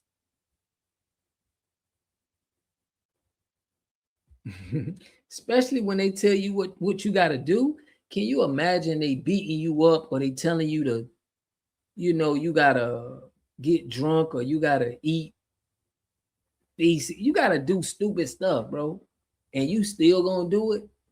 Like somebody with common sense is going to be like, I'm not finna let nobody play me like this. Books and cookie sheets. You pledged in Spring 89. Spring 89 lasted a divine. Did you go through the old school way of pledging at that time, or did they switch it around? I went through the old school way, bro. This was at a period where, of course, they were cracking down on hazing and things like that. And of course, Kappa Alpha Psi is a non-hazing fraternity. I got the respect and the notoriety with the brothers that were brought in an old school way. And I'm not saying it. Yeah, bro, they get jumped in like gangs, but they'll let you know that they gotta control the gangs too. Cause think about it like this: if the gangs do the same things that the fraternities do, what's the difference? If they beating people up to get into the fraternity, then they beating you up to get into the gang. This is part of the same trauma system. Like they trying to give you that trauma so you can use that on them. They didn't like them. Just like the prison, school to prison pipeline in our community, right? What's the difference between school and prison? Like I was telling my partner the other day, right? I said, I knew men who came out of that federal prison and they just did more than anybody that I seen go to college. As far as business, getting like, you know, actually going out here and doing things. You look at the dudes who went to federal prison and you look at guys who went to college, and you're going to see a big difference, bro. Federal prison is probably the highest education you can get for a Black man as far as business. You know what I'm saying? Getting money. from what I seen, what people do that's in the Fed, that then came out of the Fed, they didn't like me. Yeah, college got too much control. See, that federal prison, if you go to federal prison for 5 years, 10 years, it's like you be around different, highly educated people who did, you know, sophisticated schemes or got money in sophisticated ways. So it's like your environment is full of people who done made money and did big things. So that takes a toll on you. This is why I told brothers that, bro, the best education you can get to be successful out here is in the federal prison. It's crazy to say that. I know people hearing that and they like, damn. But that's what it is. That's where the people that's trying to do something, they trying to make something happen and they don't care about no government. You can't trick them. They're willing to push lines to get what they want. And that's how you got to be out here for real without, doing the illegal stuff. It's always the best way. And I'm not saying that there aren't unhealthy things that every organization probably does traditionally that should not be done. But I was brought in before a lot of the crackdowns and everything happened with trying to make organizations more safer to enter. My entry into Kappa Alpha Psi was not safe. Can I say it that way? Are you serious that Kim Fields was a Kappa sweetheart? Yes, sir. But did her brother pledge before you or after you? Her brother pledged before me and pledged me. Wow. What type of big brother was he? He was not kind. He was not kind. I got introduced to a phone book by her brother because I forgot to call him. Active fraternity members kicked, punched, and body slammed the 5 pledges. By the final day of the initiation process, 2 of the 5 dropped out, and the remaining 3 were put through a 7-station circuit of physical abuse. Dang. Davis passed out and later died from a number of injuries, including fractured ribs, lung, liver, and kidney damage, a bruised and bleeding heart, and spinal hemorrhaging. Michael's mother, Edith, said her son was a kind soul who couldn't kill a spider, and that his death was cold-blooded murder. The most recent death, allegedly but reliably connected to Kappa Alpha Psi, occurred in 2019 when pledge Marlon Jackson Jr. died in a car accident. It was alleged that his exhaustion was due to pledging, and that these were members of the fraternity in the car. So we're just seeing this body after body. They probably been doing some deal. Oh man, of course. Listen, the boule is kind of the birth of that trying to feminize black men. Because I'm telling you, they control Foundation Black Americans this way. That's why Delineation is effing with the program. For real. Not only is messing with their program, but we're having our own influence. Like we're putting our influence out here so people can get influenced by what we do. That's the biggest thing because we're going to get numbers. They still going to get people to, be police officers and be frats and sororities. But long as we keep bringing people in, you know what I'm saying? It's going to be we're going to be able to take them down. Did y'all hear about the black guy that pledged for a white fraternity? This fool dug his grave into it, and they shoveled dirt on him, and he died. That's sad, bro. He died for acceptance. That's how a lot of these people die too. You know what I'm saying? They dying for acceptance.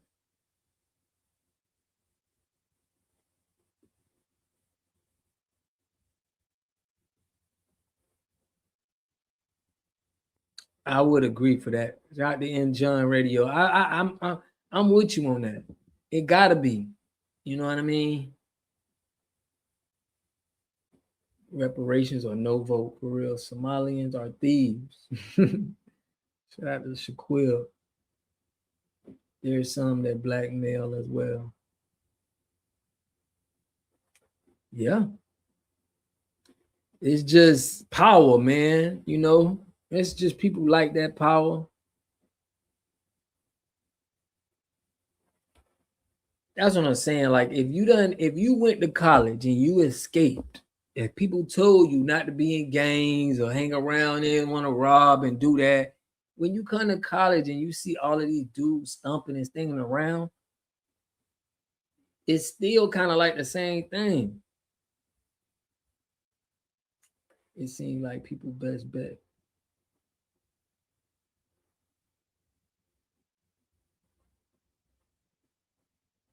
Yeah, once you done pledged, once you done said, hey man, you take the oath, anything. These are the two things that I think FBA got to, we can't deal with you. Mm-hmm. If you done pledged, if you took an oath, that means when they have you go up in, in these politics, they have you put your hand on the Bible and take the oath. We need people doing that on our lineage. We need our people, everybody that's down with us. You need to take an oath to your lineage, to your culture, that you would never cross us, you would never sell us out, you would never do anything to undermine us. It's a science to making people take an oath and make them say what they're not going to do. Like they understand that. That's why in these fraternities, they got to beat them up. In the gangs, they got to do all of that. It's science behind that, bro.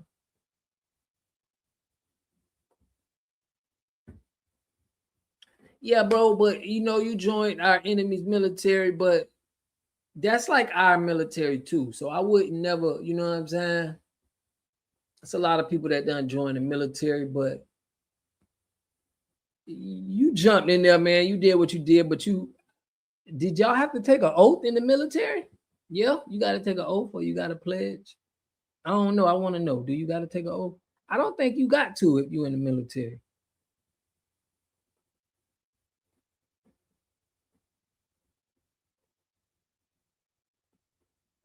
Ain't no retirement in gang banging. For real. You could have been on the street.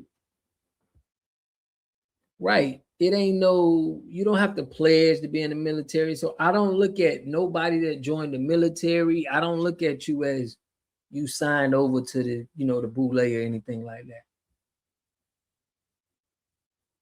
You put yeah to the Constitution, an oath to the Constitution. That's different though. You know what I'm saying? But you do take an oath. Pledge to allegiance. Dang. We did an oath to uphold the Constitution. But y'all see where I'm coming from? I'm saying it's that oath. The only reason why I feel like that oath is a good thing is because it got to be something to it that locks you in with who you dealing with. So I can understand why you would have somebody pledge, why you would have somebody do something, because it's going to show your allegiance. Like you said, you got to pledge the allegiance. Like that's what I want for FBA. If you rocking with me and you FBA, I can't just let you just go out there and be like, yeah, I'm FBA. Da, da, da, da. I need to know that, you know what I'm saying? It's in blood. I need to know that you really about this. You got a allegiance. I need to hear you say the mission statement. I need to hear you, speak on us. You put, yes, we have to take an oath. For real. It only makes it real, in my opinion. They take a pledge to the people. I don't look at the military as nothing like the boule or, you know what I'm saying, the Democratic Party. I don't see them as, or gangs. It's different. I don't even see them as police officers, bro. It's like being in the military is your own separate thing. It could get controlling. Them people do control them people, but you can, you know what I'm saying? You can get out of there if you don't want to. It's just, I just don't see it as the same, in my opinion. I pledge allegiance to the flag of the United States of America. Right. We all did that though. Bro, in school, they made us, I pledge allegiance. They made all of us do that in school. You know what I'm saying? We all had to pledge to that flag. That's something that we all had to do in school, everything. So I don't hold that. I don't hold that to I hold people who, you know, take an oath. You know what I mean? Like doing all of that is a little bit different to me.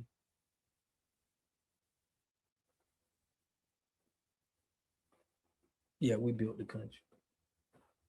In my college, he can do whatever he wanted to do to you, but don't report it because the higher people will set you up as well. In my college, he can do whatever he wanted to do. Dang. Delineation. That's where we at with it. That's where we at with it, family.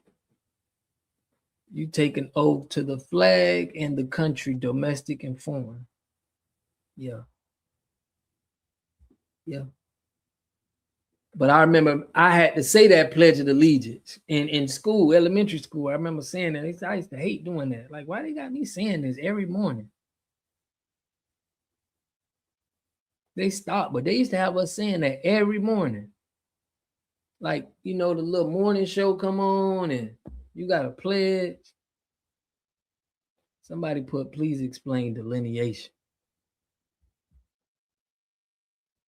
But it still be one. Facts, facts.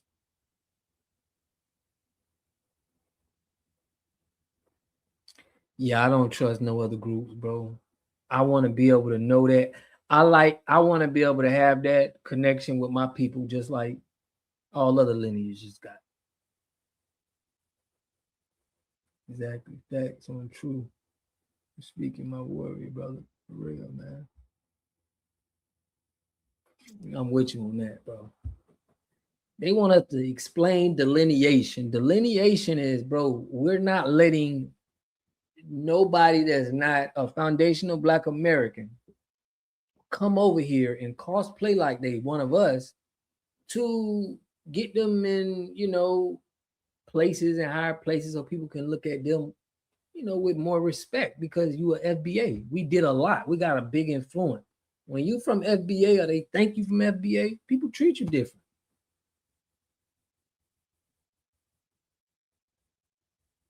Yeah, that one nation under God part. I remember I ain't never heard that until Rick Ross song with Big Meech. He was like, one nation under God. I heard that. I made me thought of pledging to the flag. I'm like, damn, why you put that in the song?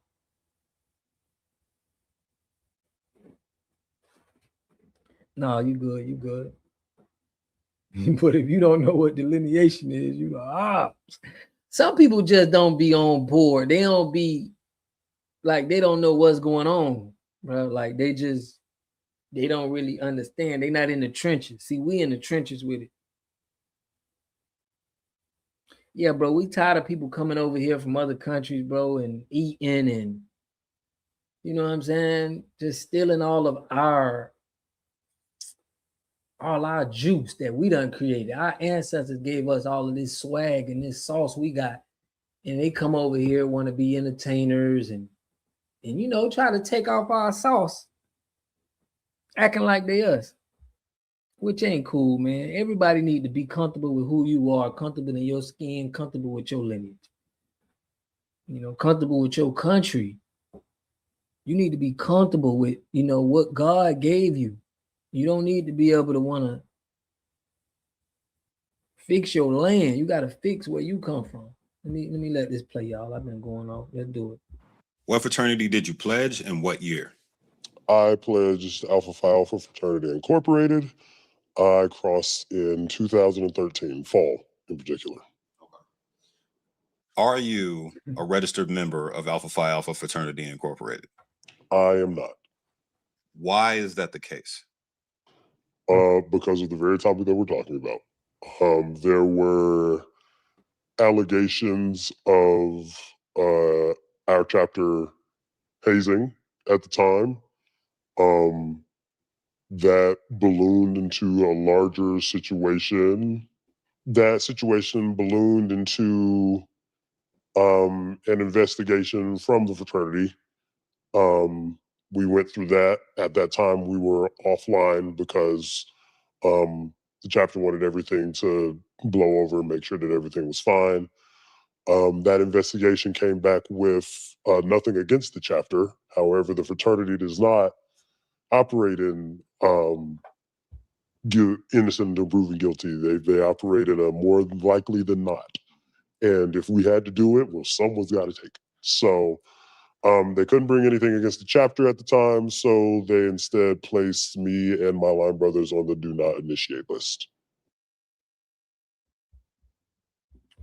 I'm with you. Like, they definitely got to learn our history. We got to indoctrinate them before the system indoctrinates them. That's pretty much it. That's what that Black Caucus was here for. When they started that Black Caucus in 1971, it was to brainwash foreigners. Because before 1970, everybody who seen America, they knew about the Black Panther Party. They knew about what they did. Black Panther Party was like a rock, bro. That was like a pop group, bro. They was the most populous people around that time. They was in every country. So it's like, I can see why they started the Black Caucus, and they started because they had to kill that. Black people had so much influence around the world, they had to start killing it. And the best way to kill it is to start giving people money and brainwashing them, in my opinion. Yeah, they don't believe nothing unless them people tell them.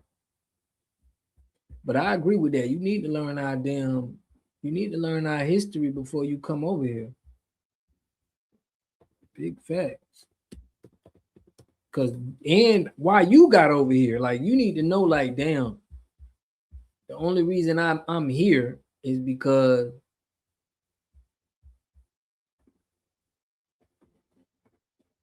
Enlightened One. What's good, fam? He put damn on fried. And it's Saturday night. I feel you. The problem with that is that they don't believe, you know.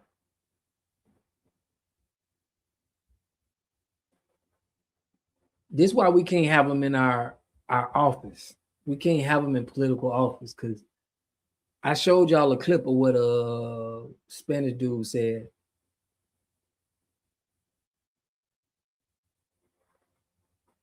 Yup. You talking about Sheila. So you're not online as soon as you agree to pursue membership. There's an in-between process called pre-pledging. Chapters vary, but people occasionally give you a demeaning name, like the Crabs from Drumline during this part. Some just call you a pre-pledge and leave it at that. We were referred to as Sphinxmen, which was a nod to the Egyptian mythology the fraternity is tied to. Most of what we did during this phase was studying historical information, memorizing facts about our fellow pledges, practicing standing in line, passing information down that line, and basic teamwork exercises. The whole point of the process is supposed to be reinforcing the ideas of selflessness and sacrificing your ego for the good of the chapter. In my 19-year-old brain, everything made sense so far. You got to get rid of all that pride if you're going to serve your community and organization effectively, right?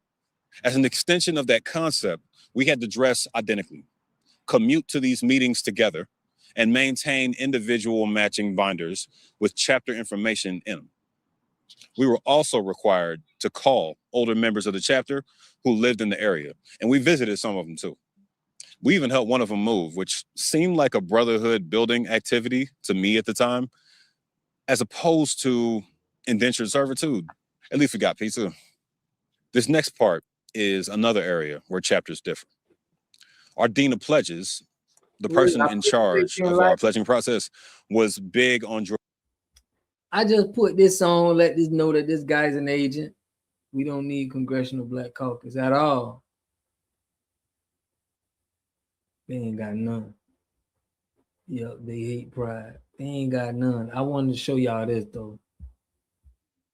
So this is what really had me get after this guy, because he had these fake claims on Tariq Nasheed. I dropped a video on that. If y'all ain't see that, man, Y'all need to tap. I just had a brother say he had to he just hyped the video up because you know he liked the content. But check this out. Check this out.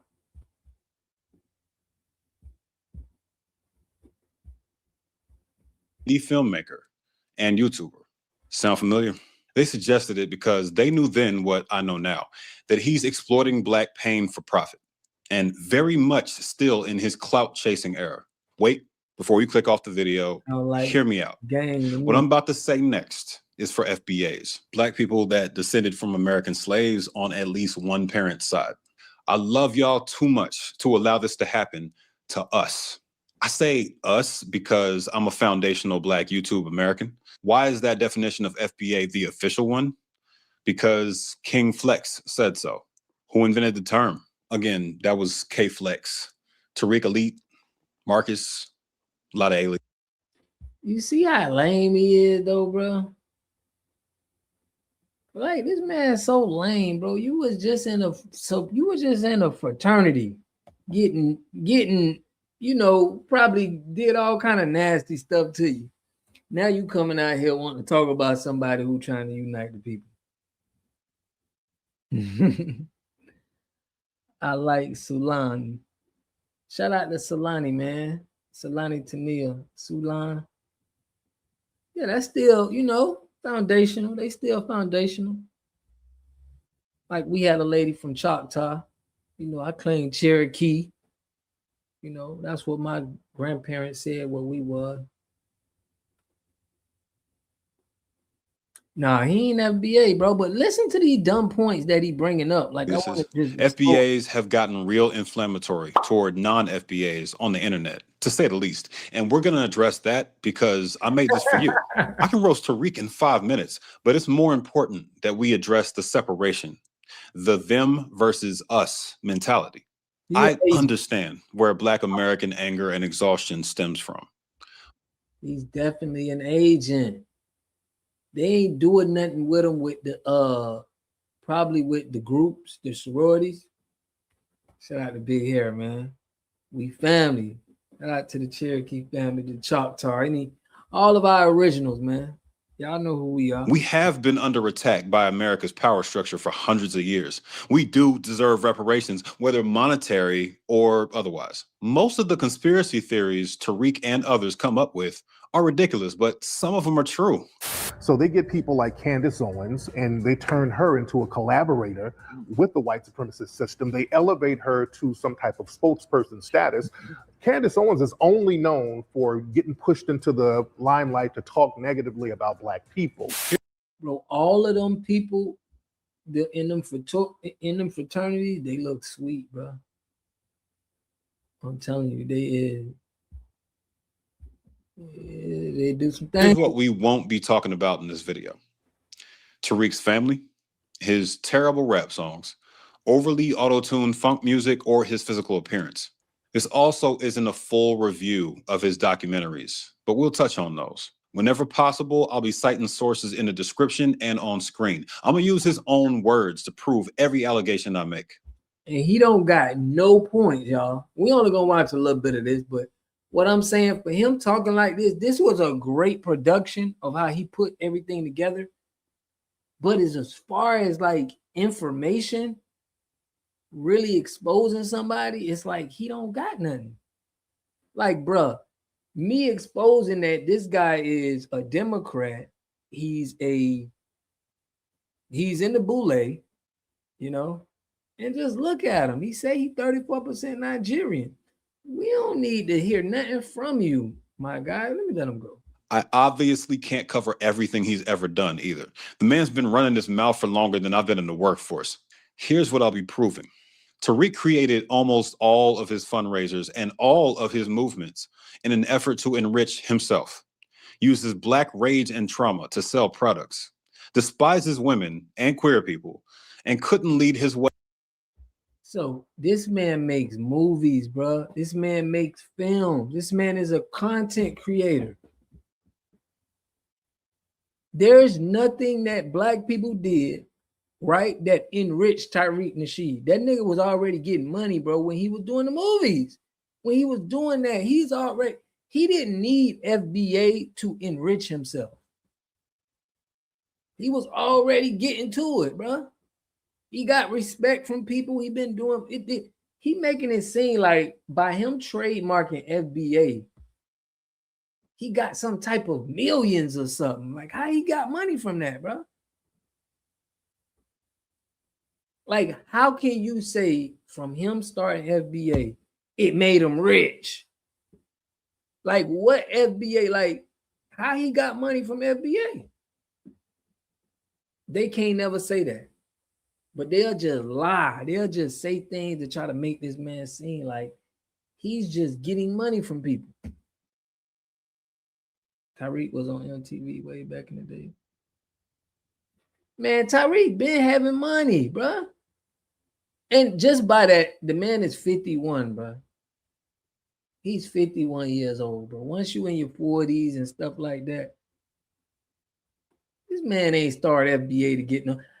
I can tell that Tariq Nasheed is passionate about what he's doing, and he's doing something that he's passionate about. That's what they don't want to keep it G on. He's passionate about what he feels, and he speaks it, and he does it in his movies. He does it in his content creating. He's passionate about what he do. They love to hate that man. Straight tether, but I'm gonna let them, but you ain't fooling me. You just getting people who already don't like Tariq and they just jump out of a cardboard box, much less the reparations for us. When I reached out to Tariq for a comment on this piece, he responded immediately. Called me a federal enforcement asset when I was asking questions about the he put on his own website. Believe it. Of course. Don't he look like a federal Don't he look like some kind of agent? Isn't he acting like an agent? You falsely accused this man of getting money and enriching himself off of FBA, which he never did. He didn't enrich himself off of FBA. So all of these points you making is just making you seem like you are part of the system, like somebody got you doing it. To me, or not, I'm actually gonna start with what we agree on, though. List ain't long, but there is a list.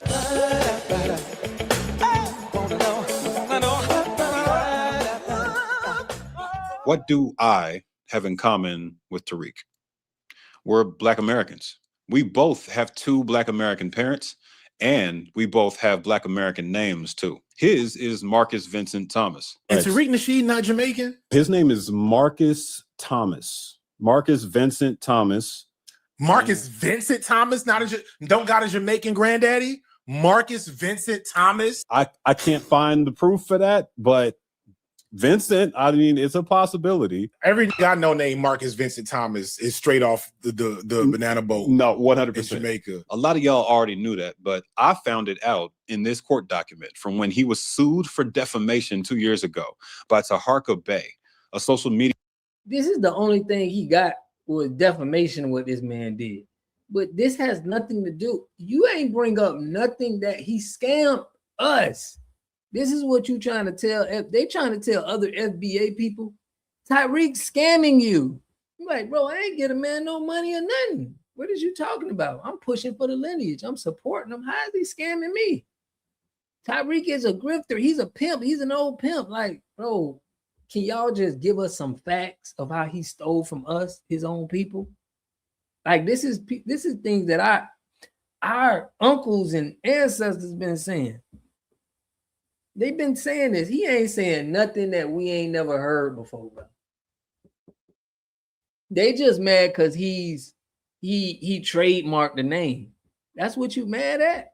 It's like A personality he called a sex offender on YouTube after finding alleged proof that the court threw out. We're the Taharka Bey supporters. This ass domestic violence, abusive ass pervert who's a sex offender who's registered.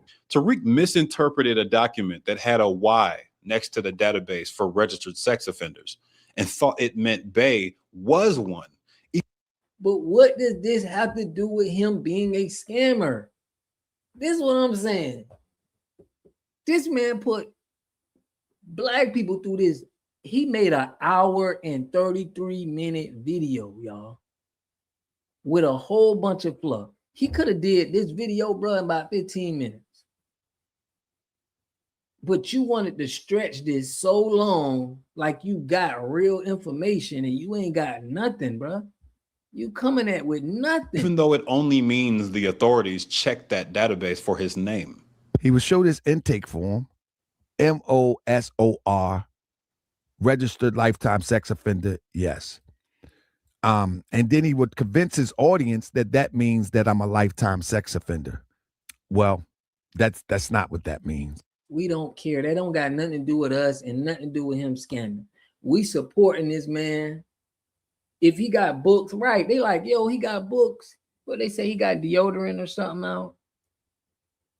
Why wouldn't we want to support? Like, I don't like how they does. They don't want the man to do anything. And if he do anything, it's like you scamming the people because you got a product. Tariq slap him and had him running, trying to sabotage the Hidden History Museum. No, I ain't know about that, man. Shout out Erica Kane. Erica Kane in the building. And Mama Deb in the building. I see y'all. Let me let them go, bro. But what is this? You can go on this the registry and you can type my name in and you'll be able to find out if I am one of those folks. The guy doubles down and says, oh, if you are fed, you can get it taken off your record. Like, what? Yeah, he's probably going to have to pay that man. Him spraying lies all over YouTube is going to be a running theme. Y'all should settle in and get used to it. We don't support the Democrat Party. Tariq doesn't support the Democrats for one reason. He thinks they haven't provided anything tangible for FBAs. And he doesn't appreciate how Black people are constantly expected to vote for them. The FBA movement actually started as the hashtag tangible. But you see how he tried to run that and he ain't try to explain that. Like, listen to what he said. I'm gonna run that back because he. In the last election, I pushed my viewers away from Trump because he represents an existential threat to every underrepresented group in the country. I wasn't waving the Kamala flag. I even criticized her, but I did vote for her. She was the only realistic choice if we wanted to avoid Project 2025, which is happening right now. And I told y'all about Project 2025.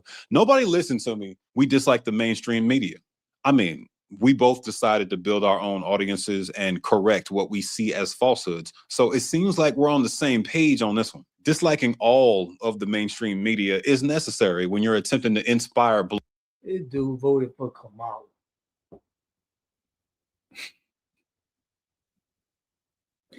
You know what I'm saying, bro? And for you, like, he embarrassing himself. He's a fool. Your mama is a fed. Bro, this dude is a fool. He voted for Kamala because he talking about he ain't trying to stop 2025. Blind loyalty. People who claim all mainstream media is the devil are just proactively protecting themselves from fact checks. We distrust some non-FBA Black media organizations. I made a video about how trash the Shade Room is last year. So when Tariq lists off all the publications owned by Black immigrants that denigrate us constantly, he's right. World Star, Shade Room, Gossip, Media Takeout. They come over here and get a bag denigrating us, cherry picking the absolute worst images. So why don't he go and talk about them? If you know what he's saying is true, right? That it's immigrants coming over here and they talking bad and you supposed to be an FBA, why wouldn't you talk about them? Why wouldn't you want to why would you be coming at Tariq then? Why wouldn't you be coming at doing the same thing that Tariq? This is how I know this dude ain't official, bro. Like, you ain't making no sense. He's using it as justification to denigrate all of them in return, meaning all Caribbean people and all African people, which is immature and short-sighted, but the allegation is true.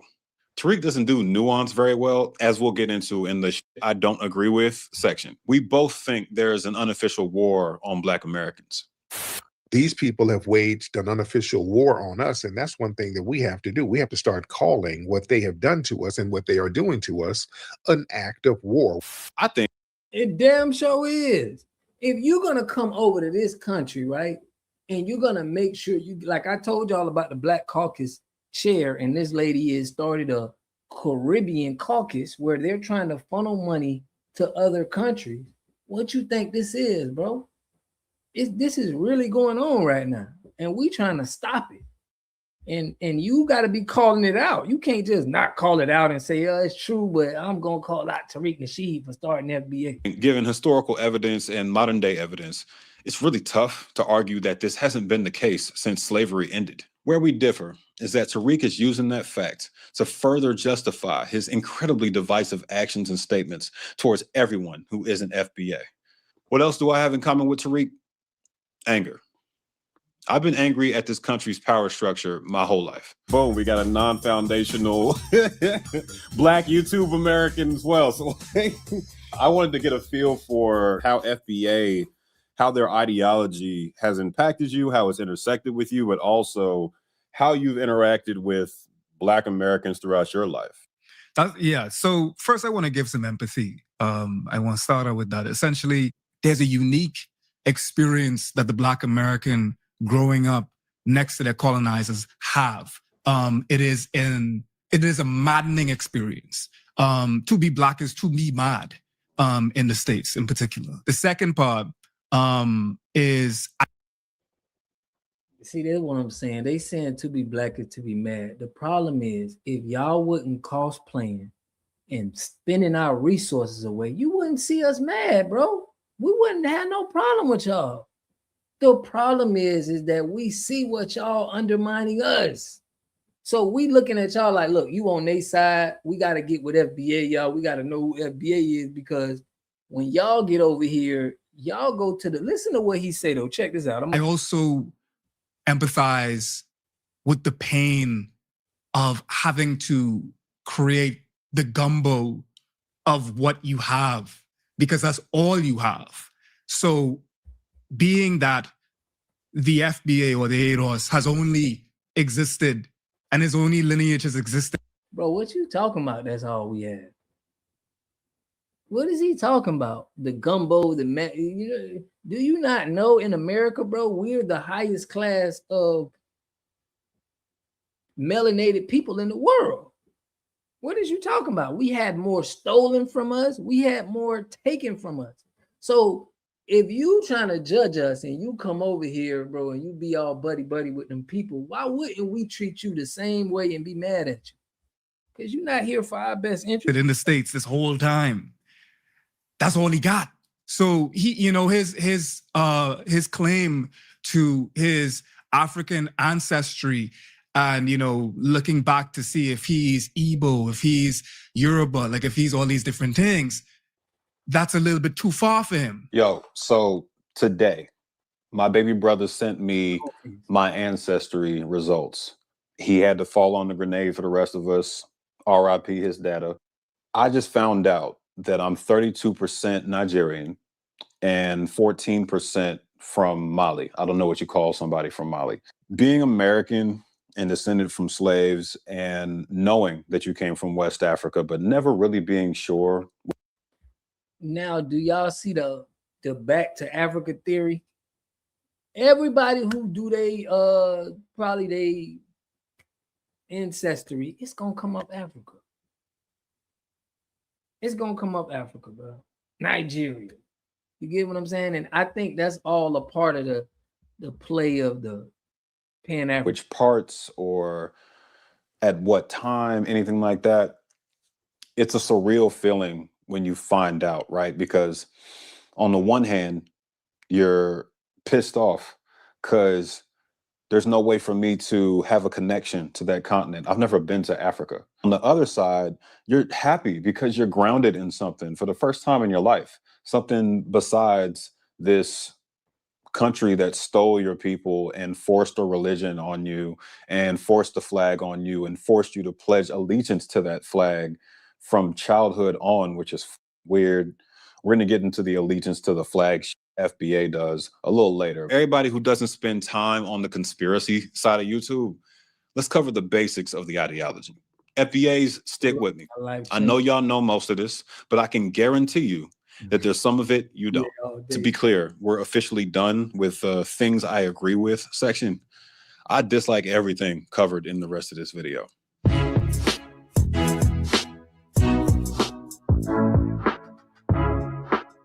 Now, I pretty much covered everything else on that video I did. Y'all need to check that out. So this dude, he tried to pull up a lawsuit where Tariq Nasheed lost a lawsuit. He tried to pull up the FBA trademarked. Tariq Nasheed trademarked it. He brought up ADOS. He's saying that Tariq Nasheed got everything from FBA from ADOS, but Tariq Nasheed really got everything from Claude Anderson, who coined the term Native Black American, and he went it with the foundation. So it's like he got no points, y'all. Literally, nothing that he's saying it is doing nothing for Tariq, and everybody in the comment section saying the same thing. I owe y'all some proof for a couple of things I said earlier. Here's the official FBA website. I told y'all he built this, and at the bottom it says Foundational Black Americans. Let's throw that joint in the U.S. Patent and Trademark Office site, and boom. That's your boy, right? Just in case you needed more proof, the earliest recorded mention of the site's URL happened on October 7th of 2020, when he was trying to sell y'all FBA mini flags. The earliest mention of the term is hard to pinpoint, but he was using it on another one of his sites in 2019. Here's proof of him creating the term. Bro, you think this man getting all this money from some FBA mini flags, bro? This man dumb as hell, bro. You think this man like he's enriching himself selling these little miniature flags Term in the first place, claiming he adapted it from Dr. Claude Anderson's Native Black Americans term. The FBA movement started as Tangibles 2020 in the lead up to the 2020 election. Man, we don't need to be on no ADOS, man. We need to be Pan-Africans. That's what Pan-Africanism is. Us fighting for everybody else to come over here and get some of the resources that we've helped accumulate for them. And then they turn around and say, okay, thank you, Wakata. And I'm about to go work with these white people. Back then, Tariq was in lockstep with the ADOS movement, led by Yvette Carnell and Antonio Moore. ADOS has their own problems. Rapper Talib Kweli penned a Medium article in 2019 called Why ADOS is Trash that included 2 segments that help prove this point. The first is from when ADOS followers misidentified his heritage after he criticized their co-founder Yvette Carnell, saying he's Haitian and telling him to go back. Talib Kweli is from Brooklyn and his parents aren't immigrants. Stay tuned for them doing that to me 2 weeks ago. The second is about how ADOS, and now FBA, love targeting liberals and progressives like Ta-Nehisi Coates, Kamala, Cory Booker, Bernie Sanders, and every other critic of Trump because Dems have taken the black vote for granted. That's absolutely true. But Kweli says that when you target Dems like that, you're letting the GOP slide. I agree 100%. Yvette got this rolling when she attacked Talib out of nowhere in 2019. His tweet was pro-reparations and anti-Trump, saying he prefers a plan for reparations over withholding our votes and letting Trump win again. She slammed him for being a loud and wrong celebrity. How? He agrees with you. Oh, wait. Right. Now, you know that video is deleted. That I think is even more beloved than Tariq Nasheed. I remember people actually being more mad at me that I had a vet in the thumbnail than Tariq Nasheed. But the thing is, the data is already shown. There's already research that's shown that she is compromised. She does specifically back the MAGA set, not even like conservative, not even conservative with a small c that we know we people that are darker than blue do have. I'm from the Caribbean. I ain't gonna gaslight you into thinking that like I did not grow up in a conservative Caribbean household. Right. I'm not gonna act like I didn't. But no, they're Yvette and Tariq and them was specifically trying to align themselves with the MAGA sect brand. And a lot of it also, if you do like the research and you follow the money, Nazi-backed MAGA sapien type branding. So like, who is this in service of? Very serious accusation, Potter. No evidence. I appreciate that, Foreign. I was going to have to talk about this anyway. So Yvette served on the board for a group called Progressives for Immigration Reform, which was a fake progressive front organization linked to essentially a Nazi, a white nativist, white supremacist, and eugenics supporter named John Tanton. His goal was to limit Black and brown immigration.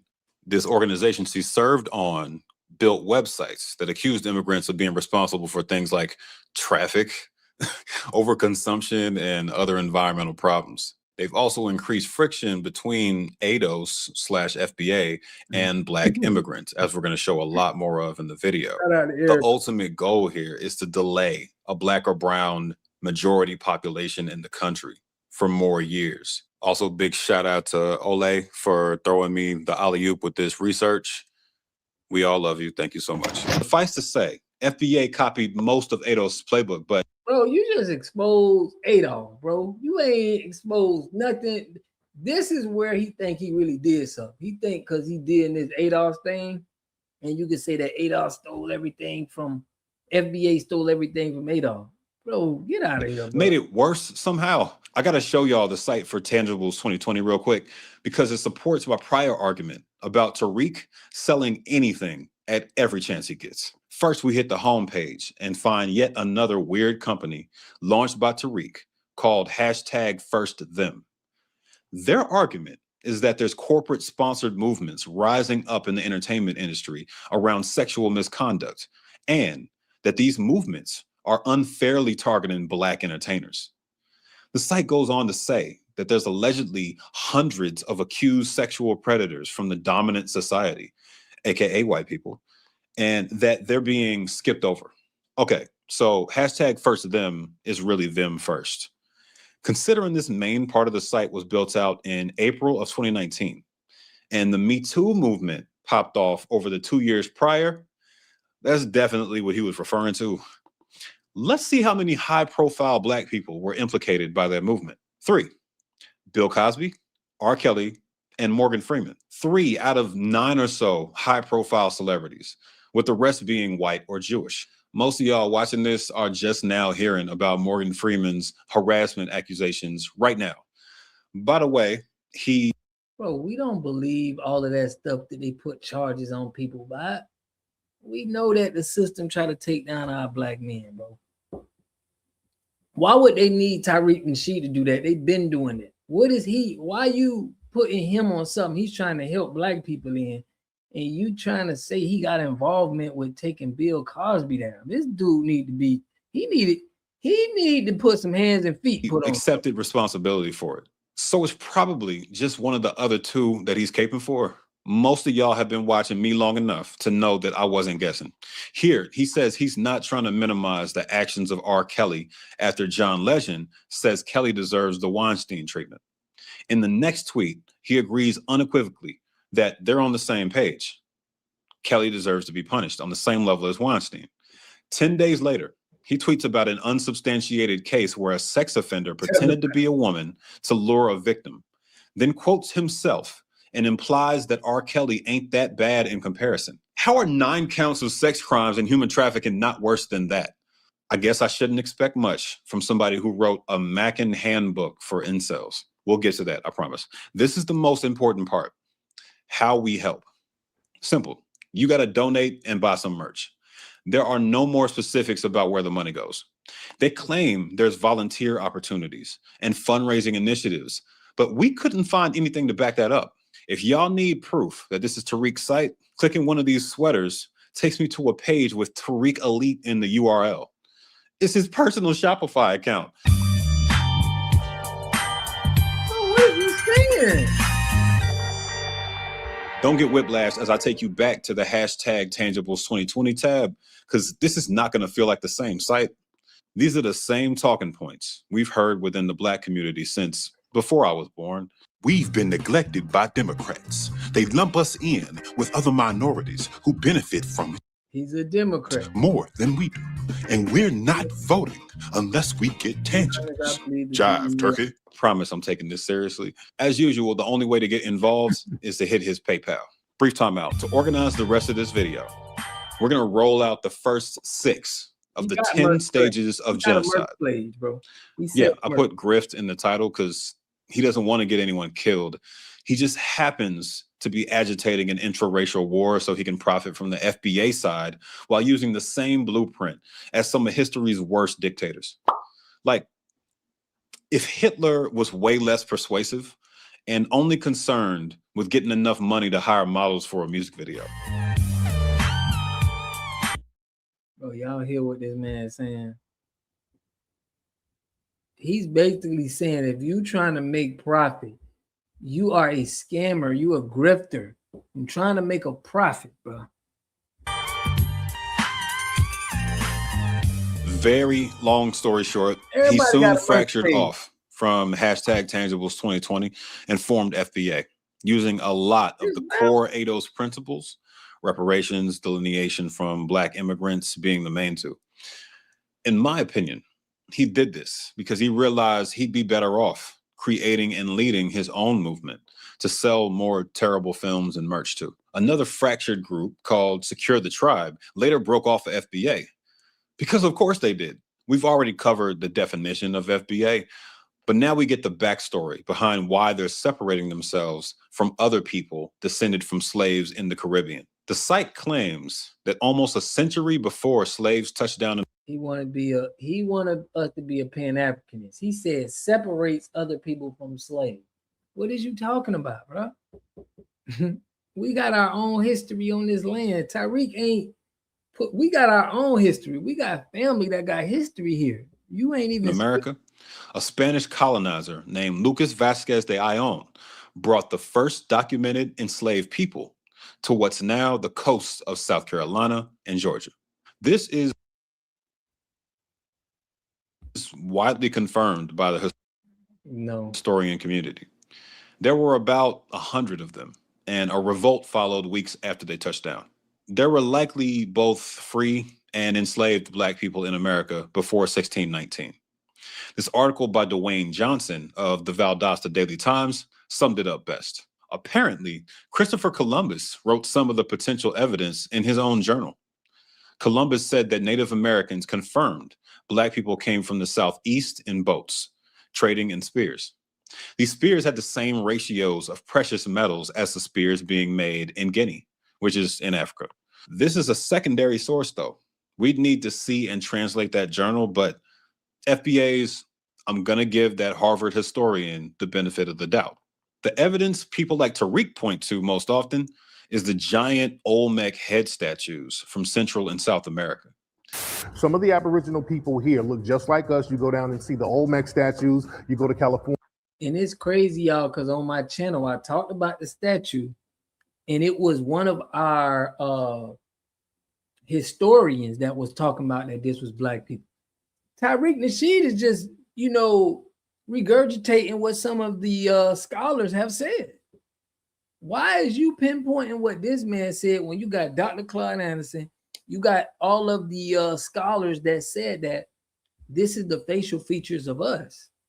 The Ohlone Indians, the Mojave Indians. I'm talking about jet Black people, all on this eastern seaboard, jet Black people. He brings it up all the time because it's hard to beat visual evidence. They're like 11 feet tall and weigh over 30 tons. The explorer who found them, Jose Melgar, said they looked Ethiopic and concluded there had undoubtedly been Blacks in this country. Those obviously look like African features, but evidence like this is always debatable. Why couldn't Olmec statues be depicting Olmec rulers? Wouldn't that make sense? Isn't that what most other ancient statues are built for? Africans. Bro, Black people was here first. So even if, right, this is what they not understanding. Your white race and your Spanish and all of that, not even Spanish, but I'm saying Asian, all of that came after us. You can't put another race of people here before us. How can you say somebody came here before us when The only way they could be created is if they got created after we were created. So how could they get to a land before we have been on the land? And statistics show, this is statistic, that the DNA of Albert Perry is the oldest DNA and dates the man back to South Carolina, like 300,000 years ago. So I don't know why he trying to make it seem like an Asian or a Filipino is gonna have more history on this land. Aren't the only people who look like that. As you can see, the truth is, this is all circumstantial and subjective evidence. We can't know for sure, as much as it feels good for us to believe it. I relate to how validating it is to know that some of our ancestors came here of their own free will. But a mark of maturity in these important discussions is being comfortable with saying the phrase, I don't know. Scientists say it all the time. He never says it's debatable, never says maybe.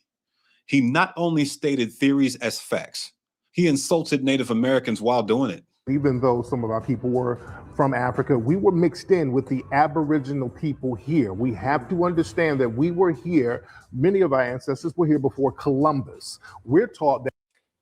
Right, and he's saying he don't know, but I'm giving him a stat. If you're doing this long ass video on Tariq Nasheed, you should have at least brought up the stats of what shows black people that's been here for hundreds of years. You should have brought that up. To say you don't know when you can research like you researched everything else, he just being ingenuous. That the Native American people are these Indian-looking people with long hair that looks like weaves. This is the guy whose ideology you want to follow. The guy with 25 sales links in every video description. I counted. His Cash App is in there 3 times. Gets way worse than that. Let's keep going. I already told y'all at least one parent needs to come from a non-immigrant background in America to qualify as FBA. He goes on to say on the site that you aren't considered FBA if your mother and father descend from slavery in the Caribbean. The Black American has grievances. Yeah. The only problem now is how those grievances are then, of course, afflicted onto the wrong, the wrong victims. 100%. And often folks like myself that have an accent or that, you know, have a Bahamian flag or a Jamaican flag inside their bio or a Nigerian flag inside their bio, that iconography and whatnot means something. And because it's so hard to punch vertically. I'm a fighter. So like I say, it's hard. You ain't got enough reach. Your arms are short, you know, and white supremacy is tall. Yeah. You get me? So these idiots is going to think that the reason why black people are upset and they're going after the immigrants or anybody that's cosplaying them is because we can't reach white supremacy. They ain't going to take no accountability of what they do in undermining us. They just going to make it seem like, man, since we can't reach white supremacy, you know what? I'm going to just beat you. I'm going to just talk bad about you, the immigrants from over here, because, you know, I don't got nobody else to fight. This is what they're saying. It make no sense. It's like we got a valid reason for what you guys are doing when you over here. Speak on that. Speak on what you do when you come over here. Speak on how you don't associate yourself with us. Speak on that. We ain't just picking on you for no reason. The white institution is a very puissant, towering figure. You get me? So like you trying to punch up and you can't reach. Yeah. Okay, well I can punch sideways then. I can punch horizontally. And what's next to you horizontally? Black Caribbean people, Africans, you know, like even, you know, you get out of them, Latinos, you see what's going on in LA. So that's and that goes across genders and whatnot too. Like the black man feels invalidated by his experience being in the States, being emasculinized by the white American. And what does he do to take out his frustration with capitalism, with all these other things? He doesn't try to fight that system. Right. He fights the black woman. You know, he fights his partner. That's the. You see this? This is very disrespectful, bro. They need to stop. They just need to stop speaking on it because they ain't making no valid points. He's trying to say that we fight women, bro. Do you know that the government has been dividing us since the 50s, man, since the 20s? We done had our towns burnt. Do you understand the you know, the sophistication that these people go through to make sure that we're destroyed and divided, they don't do that. Like, y'all ain't experienced what we experienced. He out of pocket, bro, for even much talking about what we going through in this country, because we are a real threat globally. This is why they have to pay attention to us. They got to do what they do to the Black Panther Party. They got to, watch Malcolm X. They got to have everybody under surveillance. They not worried about y'all. They worried about us. They trying to divide our relationships up. They're putting memes on X to try to stop black and black women and men from coming together. They not doing this with y'all. They got other organizations putting black propaganda on internet to try to make it seem like we going at. Why are they doing all of these psyops against us? Why is everybody worried about us? Now you talking all of this, but he don't know the real history. This is what we saying. These guys sound stupid. Why aren't they doing this to y'all? Because y'all on their same team. That's the difference between us and y'all. See, they gonna let y'all come over here because they know we got y'all. I got them in my pocket. Problem. Right anger, justified anger. Nobody will ever contend with that. Wrong punching bag. Okay, to everybody who listens to Tariq or never took African American history in school or had this part conveniently removed from their textbooks, the transatlantic slave trade brought African people from their continent to the Americas and Brazil. Some went directly to the Caribbean, some directly to the colonies, but all were subject to being resold at any time. One of the countries that never gets brought up for buying enslaved people, Canada. Just as an example, Portugal was the most active transporter. That plantation in Brazil was theirs. They were brought to the Caribbean plantations and American plantations and shipped to Brazil and Nova Scotia and anywhere else there was an established trade relationship and demand for cheap labor. Tariq's rules for FBA lineage heavily rely on a separation between those descended from Caribbean slavery and those descended from American freedmen. This rule blatantly and intentionally ignores that people cross between these plantations all the time. Enslaved people were sold off to the Caribbean after working in America because Haiti had high demand, and they were sent there as punishment too, since conditions were reportedly more brutal on those plantations. This is the best part. Lincoln even tried to send these freedmen Tariq wants to focus on to Haiti to get them the hell out of his face.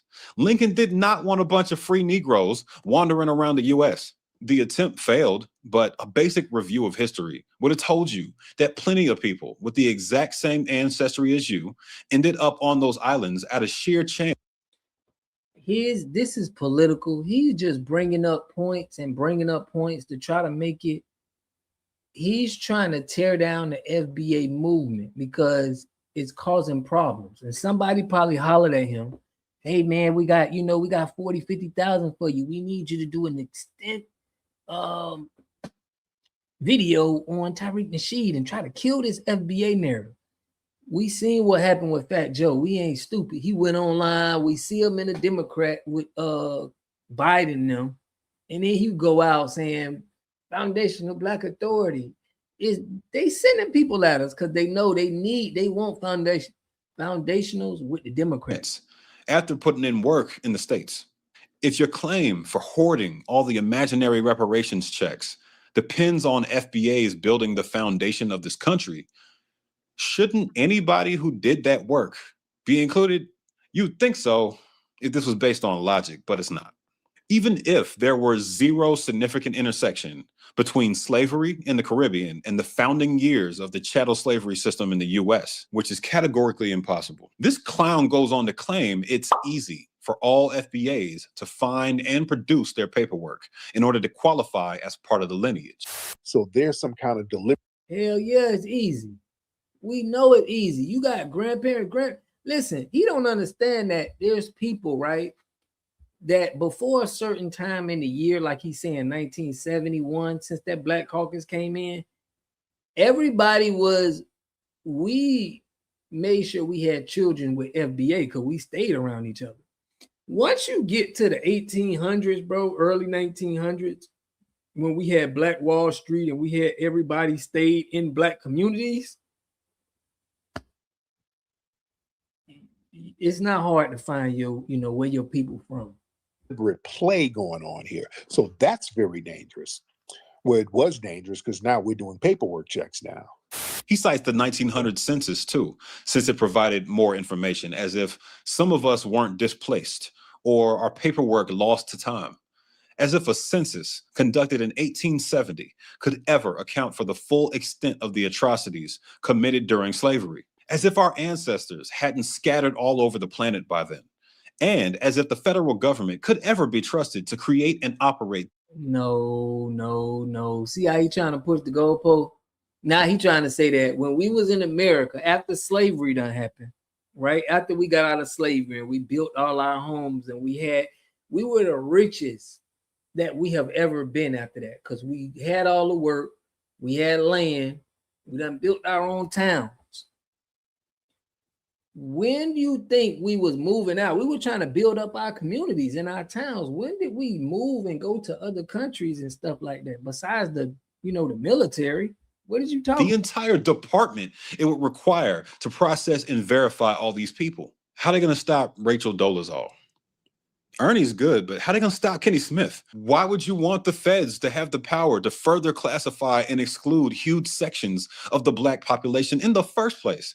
The fuck you talking about? Did you think this through for longer than it takes you to create one of your terrible ass AI thumbnail having ass YouTube videos? Oh, by the way, this is stage 2, symbolization. No, y'all. I can't, he don't got nothing. If he had something that I was really, I would be able to understand. He don't have nothing. This was, he just made some money and he jealous from Tariq Nasheed. He don't, it's something that he got with this man. But he got a job to do. Salute. But now we are aware and now have a job to do. Now you can see why there is no pushback from anyone black in office when it comes to FBA business. No pushback.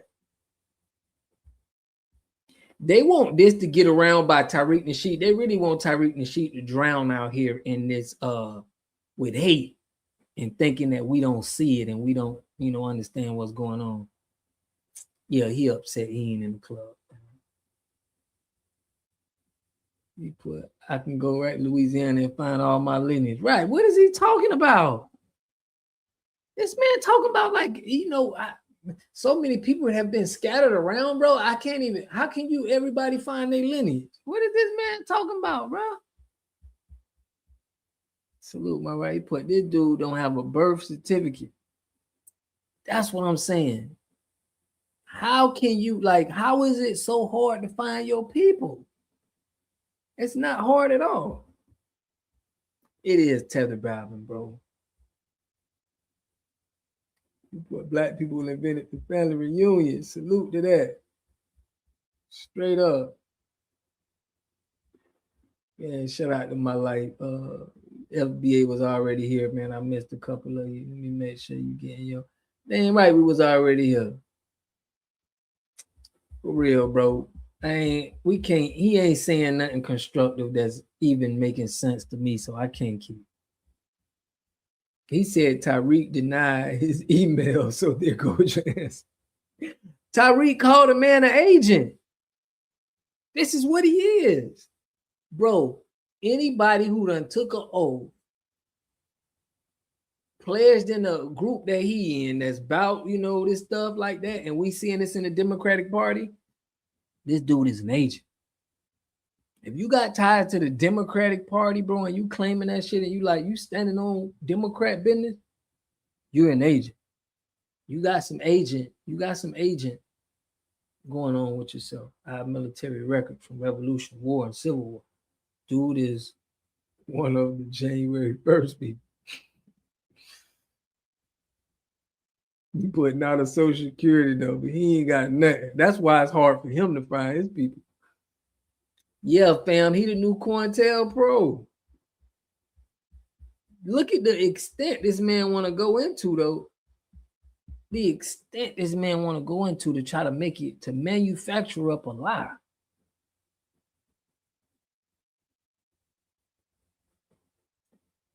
Man, I see more other people doing FBA business, like other stuff, than Tariq Nasheed. It's like it's other people doing FBA business that has nothing to do with Tariq Nasheed. Tariq is on the entertainment side, but there's people that's from what Tariq Nasheed started, they doing their thing and they pushing for us. With, you know how many people done contact me saying they got, you know, they doing this. It's like it's way bigger than Tariq Nasheed, bro. They don't understand. This is way bigger than Tariq Nasheed. You put if Tariq Nasheed did it, we still gonna be able to say exactly. We're gonna have our foot on their neck. There's nothing Tariq Nasheed, they ain't finna stop us from, you know, putting pressure on these people. If you still listed as a Democrat, it's changed the independent so they know we need business. We mean business. I'm thinking that's what you mean. Yeah, it's disrespect for Urchman to say all that. This ain't nothing new to us. But we so strong on the internet and YouTube that they gotta pay guys like this. They gotta keep sending people at the movement. But they gotta stop sending people at Tariq, because it's a lot of other people that done took what Tariq was doing, and now you need to start coming at them. It's other people you need to start coming at right now, because Tariq just did the starting point and just gave us the foundation. But after that, it's a lot of people out here standing on business. They're trying to get us to come to Africa. Yeah, the seed has been planted. So you got to stay. Tariq is the least of your problems right now. It's the people you don't even know about that's setting stuff up, putting their people together, trying to do things. And that's what we doing. So it's like, you don't understand what we got going on. Man. I'm glad I seen his video, though. Yeah, who on the fence is FBA. Just like I seen that dude came on our channel. He was on the fence. He didn't know about FBA. He just hearing like people like this is saying. But they not hearing like what we saying, you know, real official FBA. So you can get lost in the sauce. Yeah, you can't kill the cause. But they need to get it to where I don't care. Y'all can keep making up this stuff about Tariq. That's not, you going after the wrong person, bro. Just read the thread under that video. What it said, fam. No, let the concentrate on him while our other FBA stand on business. Right, for real. Keep concentrating on him. We around here doing real business. You put this as damage control. Bro, it's some Africans that's over there. They cover more American and FBA stories than they do their own story. They don't even talk about what's going on in their country. They talk about what FBA got going on, what them Americans, what them ones doing over there. Because them ones. It's like everybody talking about us, bro. Yeah, we on code. They can't even understand that. For real, big facts, man. Big facts. Boy called dog. Buddy in the sandbox. Black boy wonder. Salute, salute. For real. But yeah, y'all, we on point. But we gotta keep. I'm gonna keep exposing these people though, because you know that's how we gotta stomp on this internet. Like we gotta really make an impact on this internet, because they think they could just put anything on here and we gonna believe it. But it don't work like that. Motion pictures that are worth $1,000 worth of work. My life, man. You coming through, bro. You put Trump just took over a whole country and they talking about that.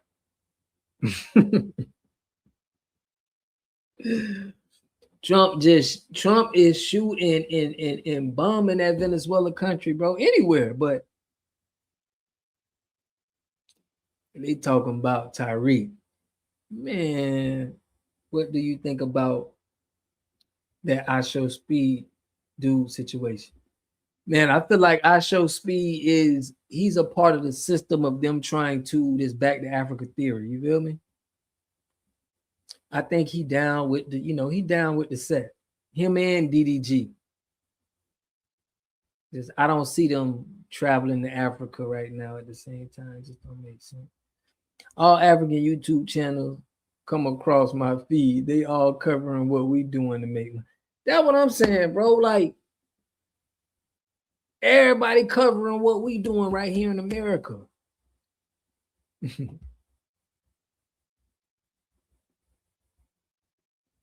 Everybody covering what we doing, man. Well, yeah, man. I don't know. FAA, the same gang that was sent to Chicago they got cool with FBA. Okay. We see what's going on. He took the dude. He took the dude and his wife. Talking about we're gonna rule him.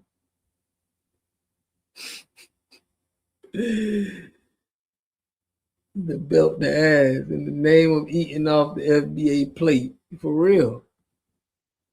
That's what they doing. And that's evident. You can watch on that, bro. 90% of all African YouTubers that's got a following, they talk exclusively about Black Americans and FBA. I block all them Africans. That's what I'm saying.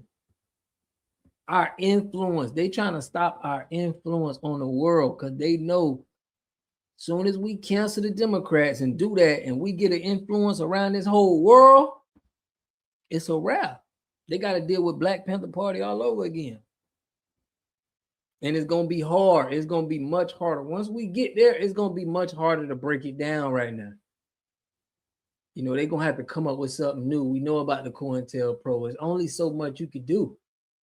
You know, at some point, it's going to be hard. Always deleting those recommendations. Yeah.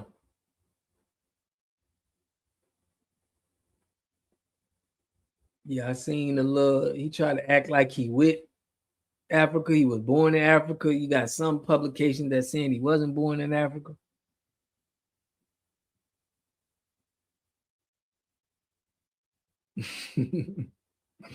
They starving, huh? He put that's true. It's weird out here. They be talking about our indigenous stuff too, in flooded towns and Jim Crow days. Bro, they just bring up everything about us. And I'm seeing it, and I don't never want to watch it because I don't feel like y'all are really, you don't even care. I just think you're doing it for the money. I think you're doing it because we're going to get the most attention, and that's the best stuff you could do is talk about Black American business. Salute my life. Flat back is benefiting on FBA until FBA pull up. So Trump is getting revenge. Could be getting revenge. Yeah, bro, I can't watch them people, man. It's like it's like watching, it's like a knockoff. You know what I'm saying? It's like I would rather hear my real FBA people, because if you hear FBA talk, how we be going at stuff and our research and doing stuff, and then you see how they do it, it's a difference, bro. How we stand on business and be doing stuff is totally different. They be like too soft and nice. We be giving people real, I don't know, it's just a big difference. Y'all got to tell me the difference it is, but I can't watch none of their reviews on American business because it's like y'all aren't giving me, you know what I'm saying, what I'm used to from the people. But it's definitely a knockoff. It's just not the same. When I see FBA speaking and standing on business, it's like, it's a difference. It's like, this is impactful. I see them trying to talk about our, and I'm like, I'm not moved. I don't feel it. I just feel like y'all covering something. You don't got no attachment to it, so it don't really push you. You feel me? Salute JD Lee. Crazy. We real, they fake. And because I click on one of their videos and I'd be like, okay, talking about some Black American stuff. But when I see an African person doing a commentary, I totally get turned off. I'd be like, you just trying to get 100,000 views because you in Africa. You know what I mean? You ain't really, you don't have it. You don't got, you know, you don't got the mental of what I need for you to talk on this subject. I don't think you experienced enough. But sure did. The white dude running asking Byron Donalds called him a tether. Man, I gotta look. White dudes calling these dudes tethers. Because they know you a carbon copy.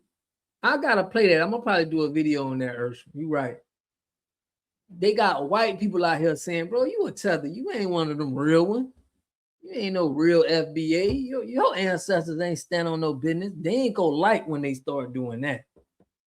A white dude came on my chat. He like, bro, Black and white people, we just need to get together, man, because, you know, we got some of the same, like, bro, they know white people always jocked at us. They want to hang around the hood. They want to rap. They seen that they always wanted to be cool with us.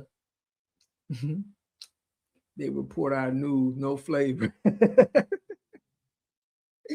Like Boston Market, man. You ever ate this restaurant, blah, no flavor on the food at all, bro. You gotta have flavor if you going you gotta flavor your own food.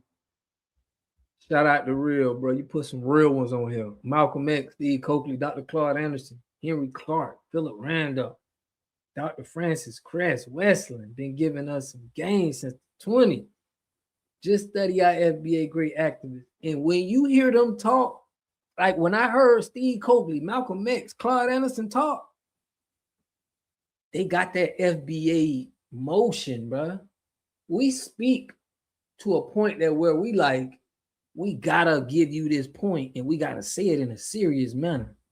You don't hear Africans talk like that. You don't hear people like, only us, we be talking like that. They can try, but they don't have it. You know what I'm saying? Shout out to Francis Cress Wesley.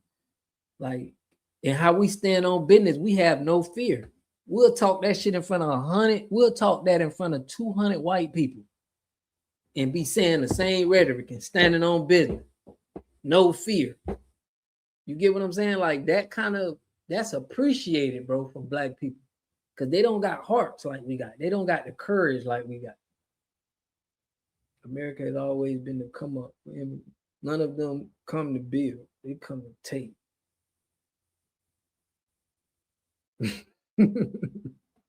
They narrate like Africa AI.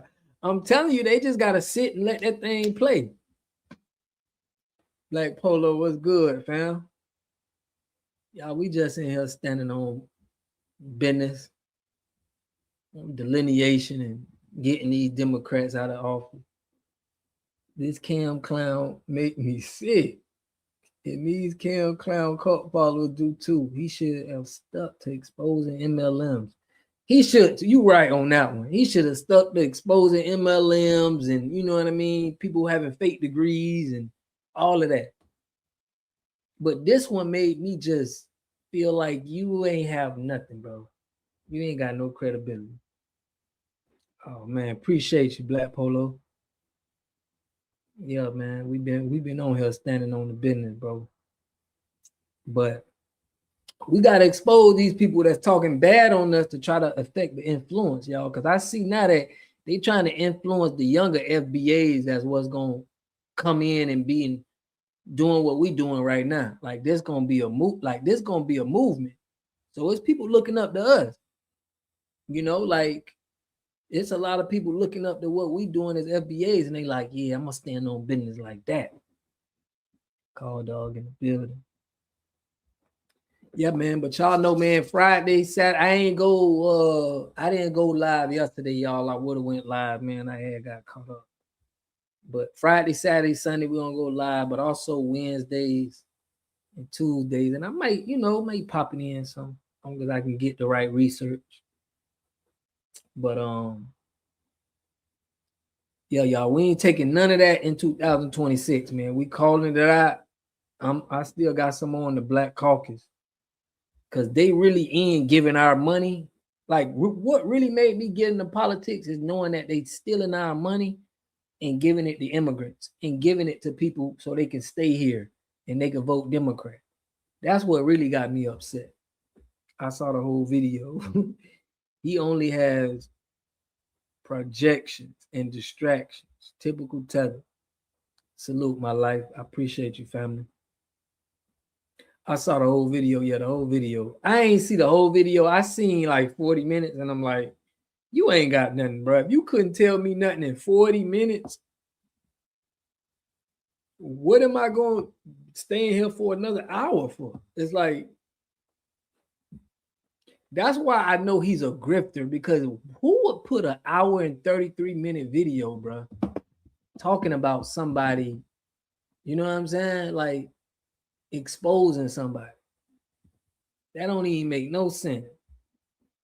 Let's tell like you just trying to get money.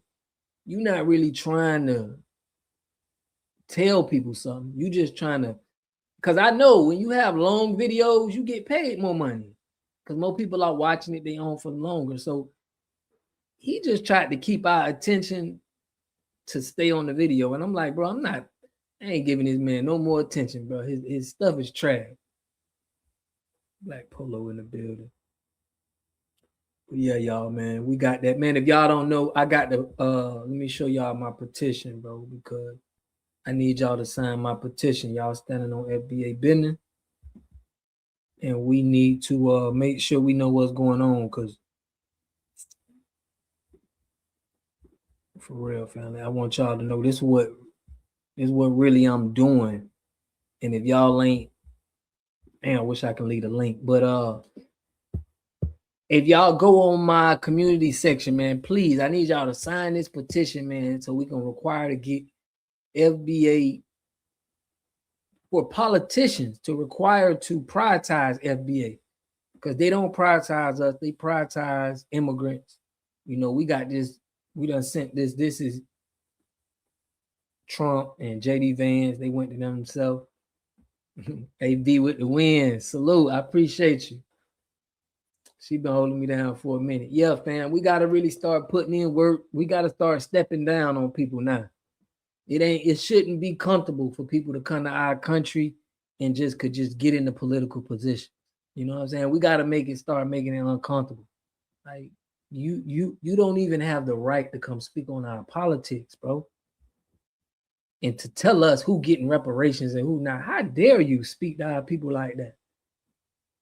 They coming over here telling us why we don't deserve reparation. Like, bro, the next person we see do that, we need to be hands and feet.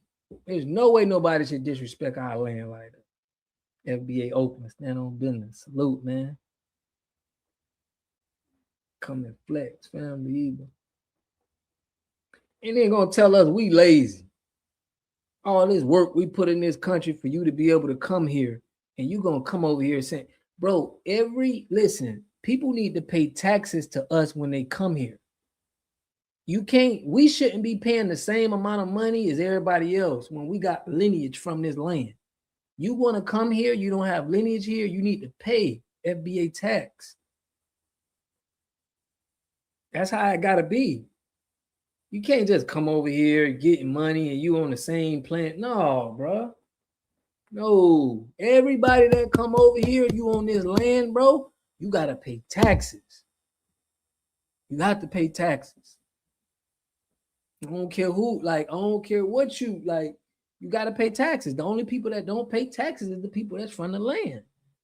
That's it. Everybody else, you gotta pay. Or go to your land where you ain't gotta pay. If you don't want to pay taxes, go to your land and you ain't got to pay taxes there. And everybody who come there, they got to pay taxes. Town business. What's up, brother? Yeah, that's what we got to do, man. Then they ain't going to be coming over here like that. When you got to pay $100,000, you want to get your business running? Yeah, we need $150,000 to the foundationals. They ain't going to be coming over here. They're going to be like, man, it's too expensive. It's expensive to be in America, man. I'm with the potential 100. What about a potential on non-FBAs having to identify as non-FBA? Yeah, we need that too. You need to identify with whatever you identify with. I agree with that too. You can't cosplay our lineage. You know what I'm saying? You can't cosplay our lineage. Too cold. Say what you got to pay dividends for real. You got to pay royalties. You know what I'm saying? You can't own no land. Number one, that's a nothing. You can't come over here and own no land. Are you crazy? You can lease it. You can pay monthly, and you know what I'm saying? But we need to do the same thing they do to us, bro. When we go over there, they do the same thing to us. Let you try to go to a country. Go to the Philippines and see if they'll go let you buy some land over there.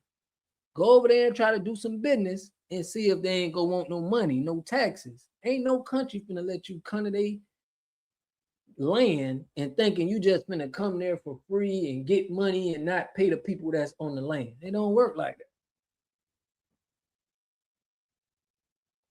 That one brother, salute, fam. You should not be able to check a box and get everything we fought for. It's not right. Hell, not right. Why would that? Don't make no sense, fam. It got to be a separation. We are not the same. We the one who put the groundwork in so you can come here. That's not the same two people. You get what I'm saying? Our price shouldn't be the same price. Our pay shouldn't be the same. That don't make no sense. You put this fool. Who is this KL Big Billy, man? What you talking about? Especially if you running for office. You gotta identify as non-FBA. For real, you got to, because it's gonna, just like the Barack Obama, they got me. They got me with Barack, bro. They got me real good. I'm like, bro, president is black. Then I found out, bro, he ain't foundational. He from another country, born in Hawaii. It's just, I will never let them do me like that again, bro. That's what really made me get into politics, because, you know, I knew I got pimped. Because my whole neighborhood was like, yeah, bro, we got a black president. Yeah, I'm in here like, bro, we got a black president, bro, we could do something. And then I sat back and looked at the politics, and I seen that LGBTQ stuff. And I say, bro, I ain't messing with politics ever. I was mad at the Democrat, bro. Right after that, I said, I ain't even messing with Democrats. That's what made my tear on them. Like, I'm like, bro, I was pissed. They got me too with that Obama. Never again. Bruh, I ain't never letting them. I need to know your lineage. What's your ID? Like, how is your ideology? You put his name Barry. Yeah, they trying to get it again with Kamala. Man, we ain't going. This woman ain't even black. They need to stop playing with us, bruh. They need to stop playing with us, bruh.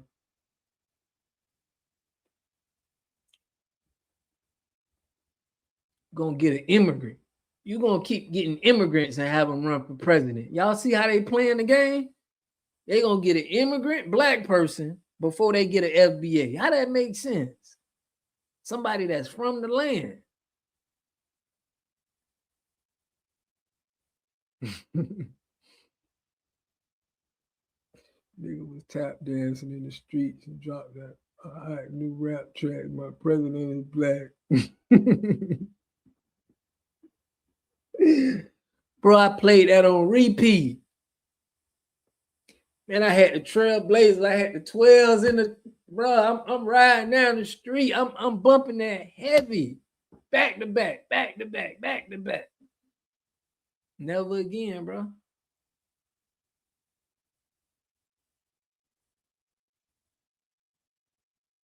Man, they got us real good, bro. I ain't never been got like that in my life. That was the biggest bamboozle I done I fell for it. I got to keep it real with y'all. That was the biggest bamboozle I have been through. I have never been bamboozled like that before. You know what I'm saying? I ain't never felt like that before.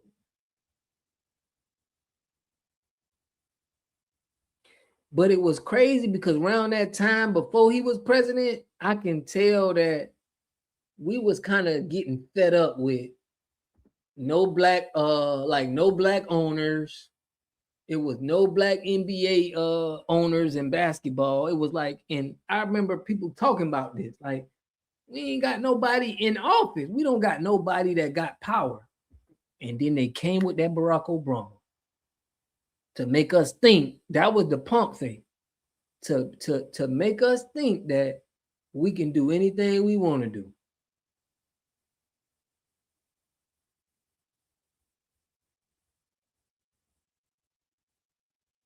They try to make us think that black people can do anything you want. You got a black president. Bro, if somebody said that in front of me, like, bro, I'm going to be hot. You disrespecting me. BET was behind him heavy too. Bro. Yeah, they was a donor for him. He had to have a lot of backing, bro, from white people too, because they got us, bro.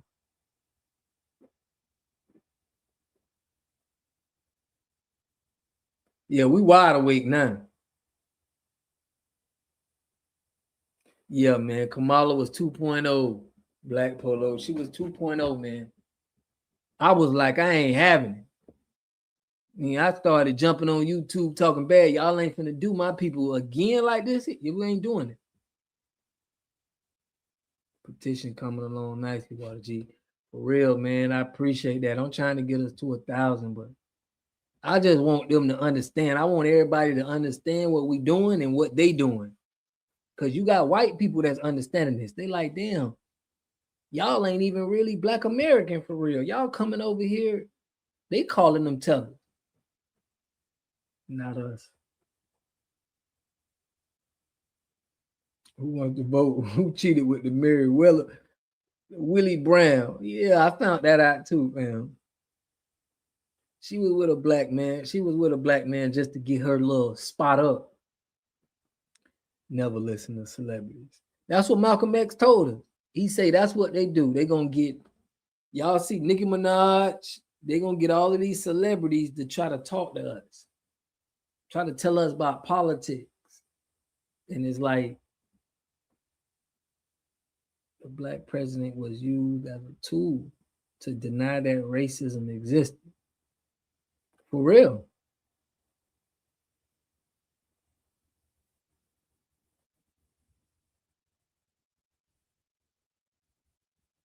Big facts, bro. It's like they use Africa. Africa is their politics. It's like they go to Africa to want to send money, do anything. Yeah, I agree with you, Corey. Facts. When I heard collard greens in the tub, that was the nail in the coffin.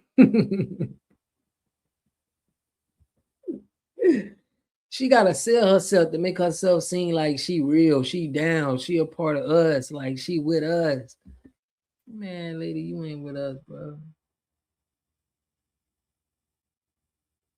And he brought all those Indians in the black community and set them up with benefit. Man, he gave the LGBT all of that money. I thought for sure he was gonna give us reparations, bro. When I was already, listen, my process was when Obama become president, we gonna get reparations. I'm like, ain't no way a black man gonna like deny a FBA. I thought ain't no way he's gonna not make it right. They would have had, bro. I would have thought he would have made sure we got them reparations. When I knew he wasn't doing that, bro, I could have slapped Obama if I would have seen him in person. That's how hurt I was. He put Obama gay. Like I really could have, I was really upset. But I thought I thought he was finna get out that reparation check or die trying. I thought them people were gonna have to kill you like they did Malcolm X. That's what I was thinking. Man, we gotta protect Obama at all costs. Then I was like, man, take him out, man. Take him out. Buddy, listen to your brothers and sisters in the A.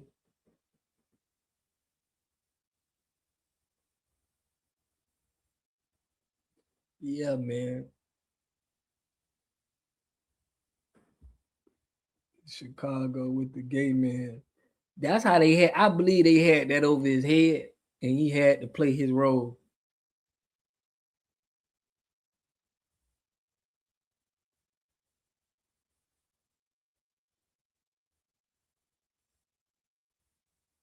Yeah. Yeah, he was against reparation. You know what I'm saying? But you would have never told black people, bro, if he would have said he was against reparations when he was running, we would have never supported that boy. Nicky job was to destroy the image of black Americans, especially black American women. I'm with you on that. I seen what she said. We cancel her.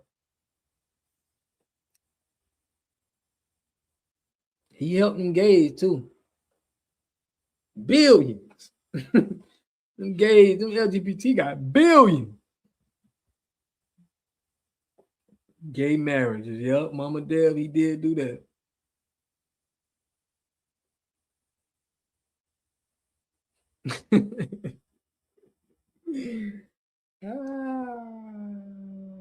We didn't know who Obama was. Bro, I ain't know who Obama was, man. We wasn't doing the lineage check back then, bro. If you look like me, if your skin, I was just like, you on the team, bro. Ain't no backup needed. As long as you ain't going against them people and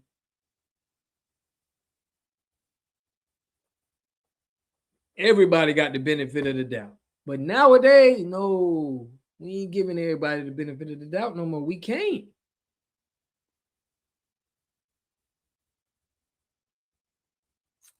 You put it's going around. Miss Obama is a man, not a woman. Damn.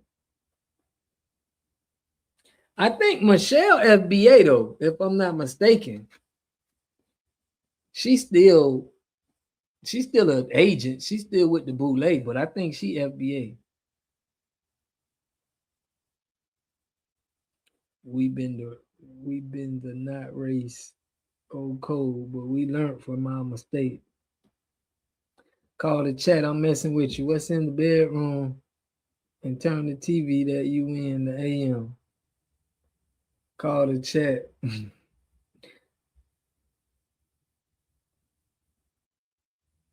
Turn the TV.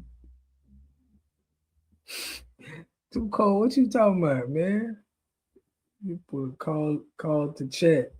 Call in, man. You want to call the chat? What is in the bedroom and turn the TV that you are in the AM?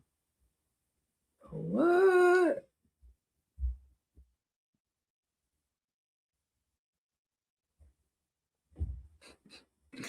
Too cold. You something else now. Be starting that. Y'all Chicagoans be off the chain. Y'all Chicagoans. But my mama tried to tell me foreigners don't like her. I'm telling you they don't. And they train not to like her.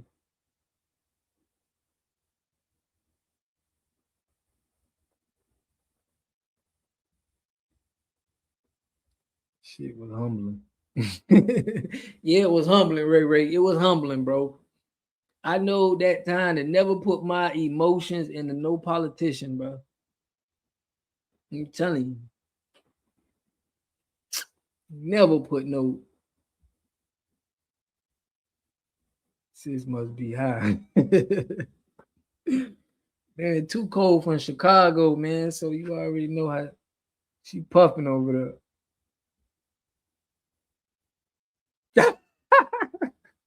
I thought you was talking to me. I'm like, you want to, it's cool. We ain't forcing it on you. I'm thinking you saying you want to see what I be watching in the TV in the morning. I'm like, what? Like, Too Cold, what you shooting your shot? What's going on?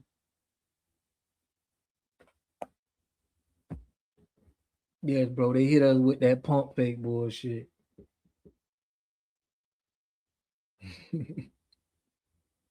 They hit us with the pump fake, man, but it ain't gonna work no more. Cause it impacted me so much that I'm gonna make sure it don't work on nobody else no more. Even the bathtub.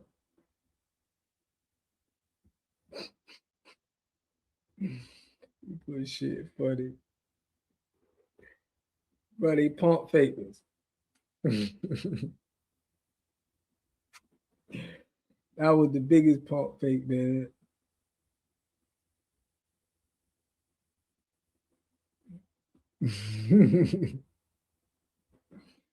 Too Cold, you good, man. We just seen that and I was just trying to figure out what. I was about to FaceTime you maroon in the TV. Like, let me, you know what I'm saying? Maybe she trying to make sure I ain't got no, Jamaican flags or nothing hanging up. I almost did it.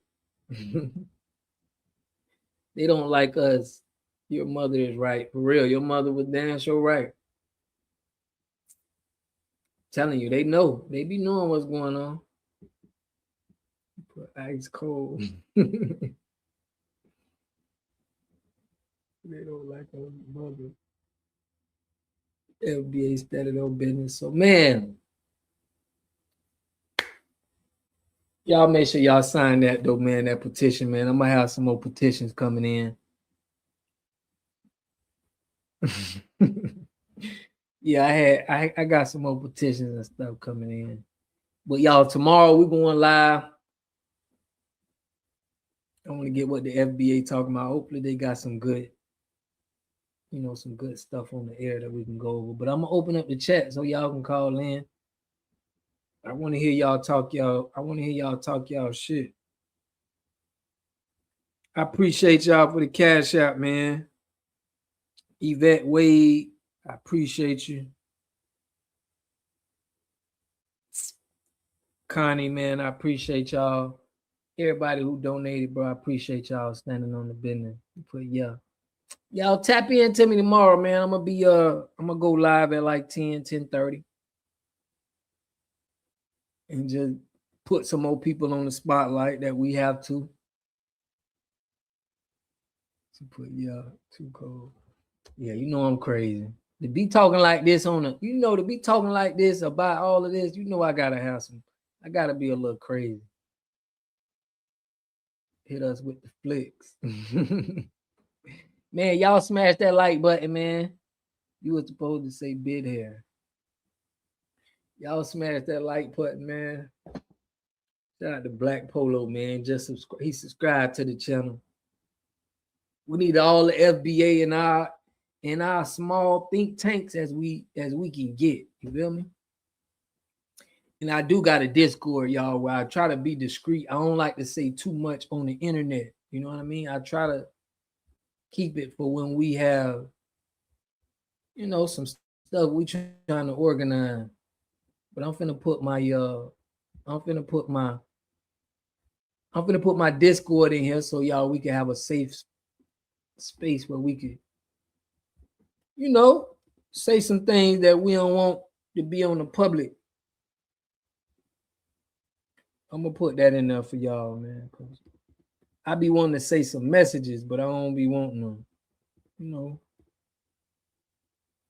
I don't be wanting to give it all the way out on this internet. Y'all, they been putting me on, shadow banning me. They been doing a lot with me, bro. This past year. But I love and appreciate y'all, bro.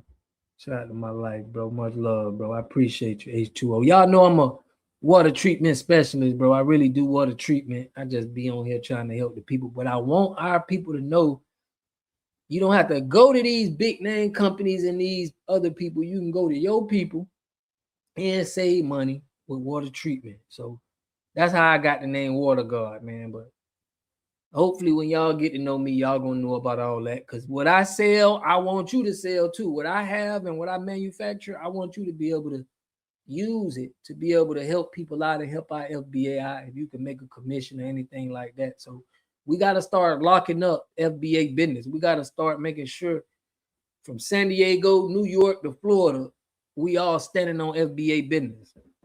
And that's what coming on my channel and coming on my live is for us to keep talking so we could, let me put this Discord in, so we can unify our FBA business. And eventually we need to be global. So when y'all come on my channel and come on here, bro, y'all are participating in helping FBA get global, get business state to state, and making sure nobody is undermining our, they're not undermining the things that we're trying to accomplish for real. So shadow ban is how they try to disrupt the message. I'm telling you, man. That's why I'm trying to connect with y'all while I can. Because listen, I say whatever I feel on here. I don't got sometimes I just have no filter. I be so pissed and this needs to be said. It needs to get on the algorithm that it don't matter what they do to me. So it's like, I'll start another channel, but I don't like to feel like I can't speak my mind to my people. But they use the college to downplay our certificates and trades and apprenticeships. Now they're taught to bring it back. Yeah. But just know, man, you are not crazy. You are courageous. I appreciate you, Clarence. For real, man. So that's what we do, y'all. When I want y'all to come here, I want us to always think about how we can stand on business, how we can get our $1.7 trillion to come to us instead of it going to everybody else. You feel me? And we're going to practice on that. We're going to keep talking. So we family. Y'all come in this chat and you listening and you down, bro. We all family. We all family by lineage. So coast to coast, right? We had Jersey City in the house. We got San Diego in the house. I'm calling out of Florida. We need to have every place. We need to be good. Our business is we standing on business wherever we at. Definitely, man. That's why I'm trying to say. That's why I'm trying to put y'all together so we can come up with an idea. I had last Sunday. I talked about that. On apps, we can get where we can communicate. It's certain phones and it's certain secure networks that you can get, and you can have a private conversation that nobody can't record, taps. But this is the stuff we got to be on. Cause shut up, Carl, dog. Real. Those of us with trade need to start training our people. Exactly, bro. I can train my people on doing what I do with water filtration, man. People buying water systems every day all over the world, y'all. It's big companies that are doing this. So make sure y'all subscribe to the channel. Tap into me, man. Sundays, Saturdays. Make sure you tap into what we doing, what we trying to organize. Tap into the Discord. We may want to say something. We may want to give a message out. We may have some things where we can come together and get some money. So I need y'all to make sure you tapping into the real ones that's really out here trying to make way for us. So I appreciate y'all. Black Polo, you in ATL. Okay. Man, you right up the way. All of us, look, y'all, we ain't too far from each other. And I want to schedule a meetup, man. I want to have a meetup where we could be meeting up. You know what I'm saying? We could do more talking in. Because especially when it's loud music, man, if we all got together and we can talk about real business when loud music, they can't tap it. Nobody can't wear no wire. It's hard for you to hear. You got to whisper it in people's ear. Hey, brother, you know what I'm saying? I got you. We're going to do this. Like, that's what we need. We all go to a club. The club is the throw off. The club is just so we know can't nothing be recorded. You can't really hear, and we talking in each other's ears. Hey, yeah. Belt the ass. Salute the belt the ass, man. Salute. For real, bro. I appreciate you, my life, man. Look, because I'm trying to put our people in position, man. Without y'all, I couldn't do nothing, man, without y'all supporting me. So I appreciate every single last one of y'all, man. Belt the ass, call dog, American Indian. Everybody who tapped in today, man. Big Hair 642, salute. We got Sheila Crow, Ray, man, giving that good energy. Born Free, ATL, I see you.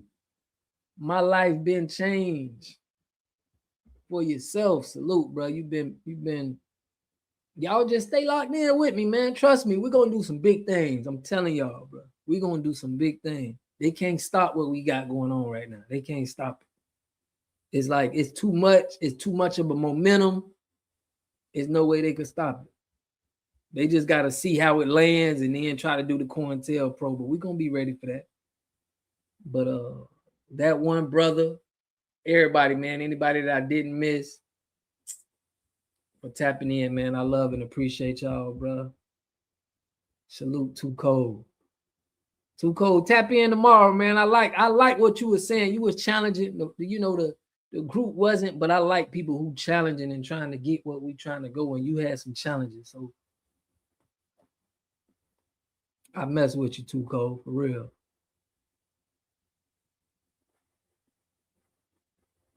Man, Too Cold, man, I appreciate you. Listen, we need to be coming together and get this bag. So that's what I want y'all to really be thinking about. When you hear my channel or you hear me talk, how can I get that $1.7 trillion to my people?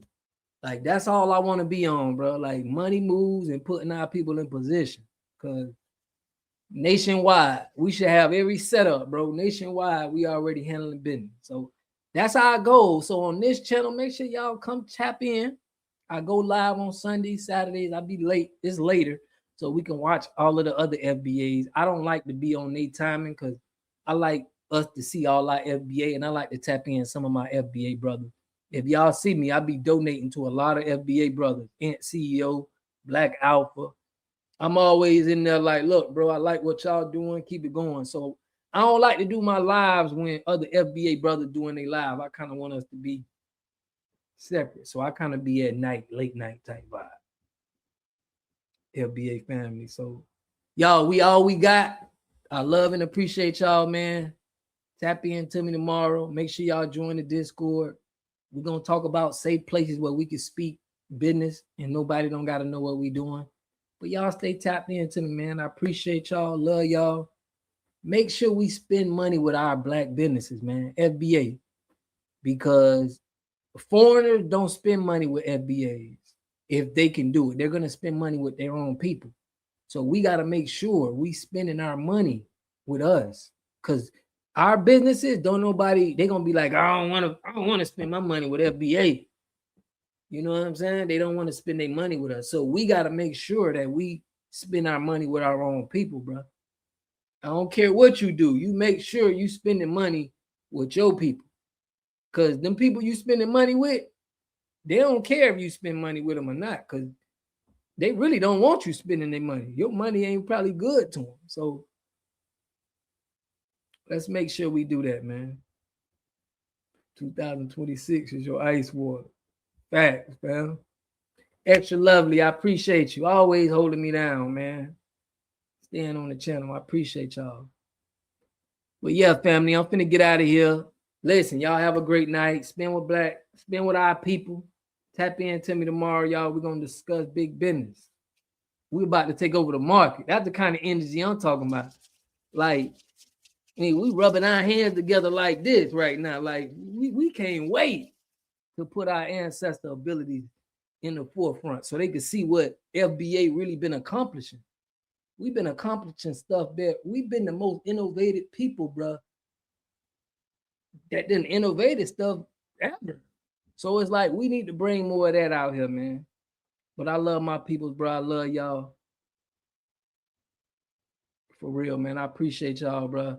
Tap into me tomorrow. We're gonna chop it up, man. Have another good time. And I like the content you produce, and we'll continue to tune in as long as you keep giving vital, important information for us. Yeah, man. I try my hardest, bro. You know, I do this from my heart, bro. I do this because I really care about this, you know. So, man, I love and appreciate y'all. Y'all tap in tomorrow. Hit that subscribe button, hit that like button to push me on the algorithm, y'all. I greatly appreciate that. You know, and we're gonna top it up. We're gonna chop it up tomorrow. Have us another good time, man, and have some fun. So I see y'all tomorrow. Peace and love. Birdman hand roll. You already know. This our year, family. Peace and love.